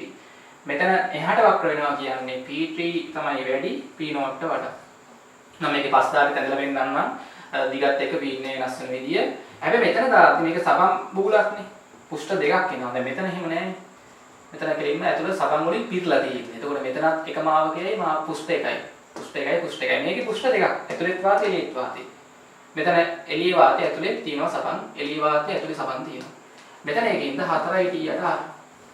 හරි ඉතින් ওই සමීකරණ ටික පාවිච්චි කරලා ඕගොල්ලන්ට අර මේ පීඩනාන්තර සමාන කරගෙන මේකේ T ට සම්බන්ධයක් ගන්න. මේ සමීකරණ 4 පාවිච්චි කරලා. ඉතින් මෙතන T ට ගත්තාම වෙන සම්බන්ධය. හරිද? මේකේ ඉන්නේ H ρ G R යට 4. හරි මම දැන් සුළු කිරීම මෙතන කොහොමද හදන්නේ නැහැ. ඕගොල්ලන්ට පුළුවන් ටක් ගාලා සුළු කරලා ගන්න. හරි එතන මෙතනින් සබන් වල පුෂ්ටික ආතති සංගුණ ගේනවා. අර අවයන් ටික ආදේශ කරන්නේ H දන්නවා ρ G R යට 4. හරි 0.026යි මීටරයක නිව්ටන්. ඊට පස්සේ අහලා තියෙන්නේ දෙකේ ඒ දැන් සබන් බුබුල කඩා නලය තුළට සබන් ද්‍රාවණය තවත් ඇතුළු කිරීමෙන් ද්‍රව කඳෙහි උස ක්‍රමයෙන් වැඩි කරනු ලැබුවේ නම් පහළ ද්‍රව මාවකය සමතල වන විට ද්‍රව කඳෙහි උස ගණනය කරන්න. හරි එතකොට දැන් මේ අවස්ථාවේ මේ බටේ අරගෙන මේ පහළ දින සබන් බුබුල කඩනවා. කඩලා අපි තවත් මේකට සබන් පුරවනවා මේ නලයට. පුරවන්න මොකද වෙන්නේ? මේක ටික ටික කොහොම පහළට ඇවිල්ලා මේ නලයේ කෙළවරටම එනවා. ඊට පස්සේ කිසියම් වෙලාවක මේ මාවකයේ දැන් මෙහෙම තියෙන උත්තර ස්වභාවයේ මෙහෙම පීඩනය තව පුරවන්න වැඩි වෙලා මේක ටික ටික මාවකයේ ආරේ අඩු වෙලා සමතල වෙනවා. අන්න ඒ අවස්ථාව සලකන්න කියලා තමයි කියන්නේ. මෙතන වෙනසක් වෙන්නේ නැහැ. මෙතන මාවකයේ ආරේ මේ නලයේ ආරේම තමයි. සමතල මාවකයක් කියන්නේ ආරේ අනන්තය. ඒතකොට මේ එළියේ පීඩනයයි ඇතුළේ පීඩනයයි සමානයි. මෙතන P0 මෙතන පීඩනය P1 කියලා ගන්නම්. මෙතන පීඩනය P2. නැත්නම් ඇතුළේ P0ම තමයිනේ. ඒ මෙතන පීඩනය P0 නම් මෙතනත් P0 මොකද සමතලන්නේ. එතකොට මේකේ අහලා තියෙන්නේ උස H. H නේ අහලා තියෙන්නේ. H dash එකේ මොකක් හරි H නෝට් හරි දාගන්න. එතකොට මෙතන අපි ලියුවොත් පීඩනාන්තරය P0 ඍණ P1 සමානයි 2T යට R. මෙතන ලියන්න යන්න එපා පීඩනාන්තරයක් නැහැ නේ සමතලනේ. මෙතන පීඩනය ලියුව හැකි P1 ධන ඒ කියන්නේ P0 සමානයි P1 ධන H නෝට් ρ. ඉතින් ওই දෙක සම්බන්ධ කරලා මෙතනින් ඕගොල්ලන්ට P1 මේ පැත්තට එද්දි මේ වම් පැත්තේ සමාන වෙලා දකුණු පැත්ත දෙක සමාන කරලා සම්බන්ධය ගත හැකියි. හරි. ගැටලුවක් වෙන්නේ නැහැ. පැහැදිලි නේද? ඒ කියන්නේ මෙතන මෙයා මේ පැත්තට එද්දි මෙයාගේ වම් පැත්තම හැදෙනවානේ P0 පිට V1. ඒ කියන්නේ මේ දෙක සමාන කරන්න පුළුවන්. මේ H0 rho g සමානයි 2t යට r. ඔතනින් ගන්න සුළු කරලා මෙතන H0 නව උස මෙතන උස එන්නේ 6.2 මිලිමීටර. ඊළඟට අහලා තියෙන්නේ නලය තුල පවත්වාගත හැකි ද්‍රව කඳෙහි උපරිම උස කොහොමද? උපරිම උස. හරි උපරිම උස ගන්නවා කියන්නේ එතකොට වෙන්නේ තවත් මෙහෙන් පෙරෙව්වහම මේ මාවකේ මේ පැත්තට හැරිලා මොකද වෙන්නේ? කිසියම් වෙලාවක මේ මාවකේ ස්වභාවය මෙන්න මේ වගේ වෙනවා. හරිද? එතකොට වෙන්නේ දැන් එළිය පීඩනය කොහොමද පීනවද? මෙතන P1 කියලා ගත්තා නම් මෙතන පීඩනය අපි දාමු P2 කියලා. ඉතින් මෙතන දැන් නව උස මොකක් හරි h dash කියලා ගත්තොත් දැනුත් අර සමීකරණය ලියන්න. P0 ඍණ P1 සමානයි 2t යට r. හරිද? ඊට පස්සේ දැන් මෙතන P2 සමානයි P1 ධන නව උස h dash. හරිද? ඊළඟට මෙතන යට දැන් මාවකේ පීඩනාන්තරය ලියුවොත් P2 ඍණ P0 සමානයි 2t යට r. ඉතින් ඔය සමීකරණ තුන පාවිච්චි කරලා මේ තුنين ඕගොල්ලන්ට ගත හැකි නව උසේ හරි h dash rho g සමානයි මෙතන අර 2t යට r ඒවා දෙකක් එනවා මේවා එකතු කරලා ගන්න එකතු කරලා වඩු කරලා මේ සමීකරණ තුන. ඒතර 4යි ඒවා දෙකක් එන හින්දා නැතුව නිකන් 4 එන්නේ නැහැ හරිද? ඒවරක් මේ 2t යට r පද දෙකක් එනවා. සුළු කරද්දී. ඒ කියන්නේ 4යි t යට r h dash නව උසනේ අහලා තියෙන්නේ. උක්ත කරාම බෙදන්න ඕන rho g ගෙන්. හරි ඔතනින් සම්බන්ධය ගත හැකියි. හරි ඔතන ආදේශ කරාම අපිට එන්නේ h ට 12.4 මිලිමීටර. හරි ඔය ගණන් ටික පොඩ්ඩක් හදන්න මේ මාවකයක මේ අර අරේ වෙනස් වීම පොඩ්ඩක් තේරුම් ගන්න. හැමතිස්සෙම අරේ නේද වෙන්නේ අර පීඩනය වෙනස් කරන්න මාවකයේ අරේ වෙනස් වෙනවා. මම දැන් මේක පරිගා පස්තාරයන් දොත් නිකන් මේ වගේ එන්නේ මම පොඩ්ඩක් පස්තාරයක් තැනලා වෙන්නම් නම් මේ වගේ අවස්ථාවක මේ දිගත් එක්ක කොහොමද මම පීඩනය වෙනස් වෙන්නේ තනින් තැනට. මේ පැත්තට අරන් ඇදලා වෙන්නම් නම් පස්තාරය දුරක් මේවා MC වලට එහෙම අහනවා. දිගත් එක්ක පීඩනය වෙනස් වෙන ආකාරය. හරිද? දැන් මෙහි වායුගෝලීය පීඩනයනේ. ඒතර වායුගෝලීය පීඩනය දිගටම. මෙතනින් මෙතෙන්ට එද්දිම පීඩනය මොකද වෙන්න ඕන? මෙහි පීඩනය වැඩි මෙහි අඩු වෙන පීඩනය ශනිකව අඩු වෙනවා. මෙතන නම් මෙතෙන්ට එද්දි. දැන් තිරස්ව තියනවා නම් පීඩනය නියතයි. හැබැයි අර පහළට තිබ්බොත් මේක සිරස් අතර තිබ්බනම් ගාන දිනා වගේ පහළට එන්නේ පීඩනය වැඩි වෙනවා. ඒතර පීඩනය වැඩි වෙන පැත්තට අදින්න ඕනේ. දැන් මෙහෙම තිබ්බොත් නම් පීඩනය නියතයි. හරිද? ඊට පස්සේ මෙතනින් මෙහාට වක්‍ර වෙනවා කියන්නේ මොකද වෙන්න ඕනේ? මෙහාට වඩා මේ පීඩනය වැඩි. පීඩනය වැඩි වෙනවා. හරිද? එතකොට ඒ පීඩනය තමයි දිගටම තියෙන්නේ. ආයෙ මෙතනින් මෙතෙන්ට එද්දි P0 ට පීඩනය අඩු වෙන්න ඕනේ ඉන්න මේක දිහා උඩට ගන්න. හරි? ඒ කියන්නේ මෙතන ඉඳන් මෙතෙන්ට පීඩනය නියතයිනේ. මෙතනින් මෙතෙන්ට එද්දි පීඩනය වැඩි වෙන හින්දා උඩට එනවා. ආයෙ මෙතෙන්ට එනකම්ම පීඩනය නියතයි. මෙතනින් මෙහාට එන්නේ වායුව පීඩනය එන්න ඕනේ. ඒ කියන්නේ මෙතෙන්ට අඩු වෙලා ඊට පස්සේ පීඩනය වායුගෝලීය පීනෝ. ඔය වගේ එක එක දැන් අර එක අවස්ථාවල දැන් හැරිමාවක. අර මේ වගේ තියෙනවා දැන් දැහැගිනේ. පීඩනය වෙනස් වෙන විදිය. වායුගෝලීය පීඩනය ඊට පස්සේ මෙහාට එද්දි පීඩනය අඩු වෙනවා. මෙහාට වක්‍රලා තියෙන්නේ. පීඩනය දිගටම නියතයි. ආයෙ මෙහාට එද්දි P0 ට ගන්න පස්තාර එන්න ඕනේ. දැන් මෙහෙම තිබ්බොත් මාවක පහළට යන පීඩනයෙන් දොත් P0 පීඩනය මෙතෙන්ට එනකම්ම ආයෙ පීඩනය අඩු වෙලා ආයෙ පහළට එද්දි පීඩනය ටික ටික වැඩි වෙනවා. එතකොට නිකන් පස්තාර හැටි එහෙම වැඩි වෙන්න අඳින්න ඕනේ. දිගත් එක්ක. පැහැදිලිද? හරි ඒ වගේ ඒවා ටිකක් වැදගත් සමීකරණ කියන්නේ. ගණන් වල එහෙම නිතරම අහනවා. MCQ වලට. හරි. දැන් මේ පේපර් එකේ මේකේ ප්‍රශ්න ගොඩක් තියෙනවා ටියුට් එකේ. හරි ඒ ටිකක් කරන්න. මම මෙතනින් මේක සම්පූර්ණ කරන්නම්. හරිද? දැන් ওই සමහර ගණන් වල මේ එක එක ජල බිඳු හැදිලා තියෙනවා. මේ වගේ ලොකු ජල බිඳුවක් එක්ක පොඩි ජල බිඳුවක් හා වුණාම හා වෙනවා කියන්නේ දෙකලා තියෙන්නේ. ඒතර මෙතන මේ පොදු කුෂ්ඨය. හරිද? මේකත් මාවකයක්. හරිද? ඇතුළේ පීඩනයේ P1 මේකේ ඇතුළේ පීඩනයේ P2 එළිය පීඩනය මොකක් හරි P නෝට් වායුකෝපීය පීඩනය. මෙයාගේ අරය R1 මෙයාගේ අරය R2 මේ ලොකු පුෂ්ඨයක් නිකන් මාවගයක් නේ බට් කරන තැන සෙට් වෙන තැන එයාගේ අරය R. ඉතින් මේවට ලියන්න ඕනේ අමතර පීඩන. ලියලා අපිට සම්බන්ධතා ගත හැකි අරයන් අතර. මෙතන ලියුවොත් එන්නේ මොකද්ද? P1 ඍණ P නෝට් සමානයි. මෙතන 4යි T යට R 4 දාන්නේ සබම් පටලයක්නේ. පුෂ්ඨ දෙකක් එනවා. මෙයාගේ ලියුවොත් පීඩන අන්තරය මොකක්ද එන්නේ? P2 ඍණ P නෝට් ඒත් 4යි T යට R2. මෙතන මේ පුෂ්ඨ දෙක ඇස්සේ ලියුවොත් එකක් මාවකයක්. මේ පීඩනේ වෙන්නේ මෙහාට දම් වෙලා තියෙන P2 ඍණ P1 4යි T යට කැපිටල් R. ඉතින් ඔයගොල්ලෝ අපිට මේ අරයන් අතර සම්බන්ධතා එහෙම MCQ වලට එක එක ප්‍රශ්න අහනවා. හරිද? ඉතින් මේවා අර ටිකක් නෝට් එකත් එක්ක දාලා දෙනවා ඔයගොල්ලන්ට බලන්නත් වෙයි. මොකද දින කාලයත් එක්ක අපිට වැඩි කාලයක් ගන්න අමාරුයි. දැන් මෙතනින් මේ 10 වෙනි පාඩම, ඒ කියන්නේ පදාර්ථයේ යාන්ත්‍රික ගුණ පාඩම සම්පූර්ණ වෙනවා. ඉතින් මේ වීඩියෝස් බලලා මම මේ පාඩමේ කොටස් තුනම කරා. පුෂ්ටික ආතතිය මේ අද කතා කරේ දුෂ්ටාවිතාවයයි ප්‍රත්‍යස්ථාවයත් කරා. කලින් වීඩියෝ දෙකක් බලන්න. මේ ටික බලුවාම ඔයගොල්ලන්ට මේ සම්පූර්ණ පාඩම කවර් කරගන්න පුළුවන්.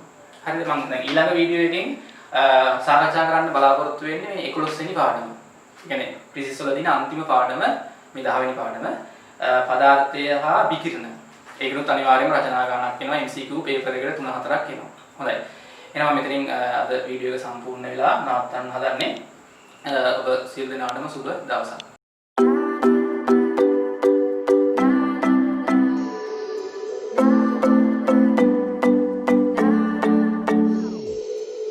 Sometimes I say that I want you back, but I don't know if I do.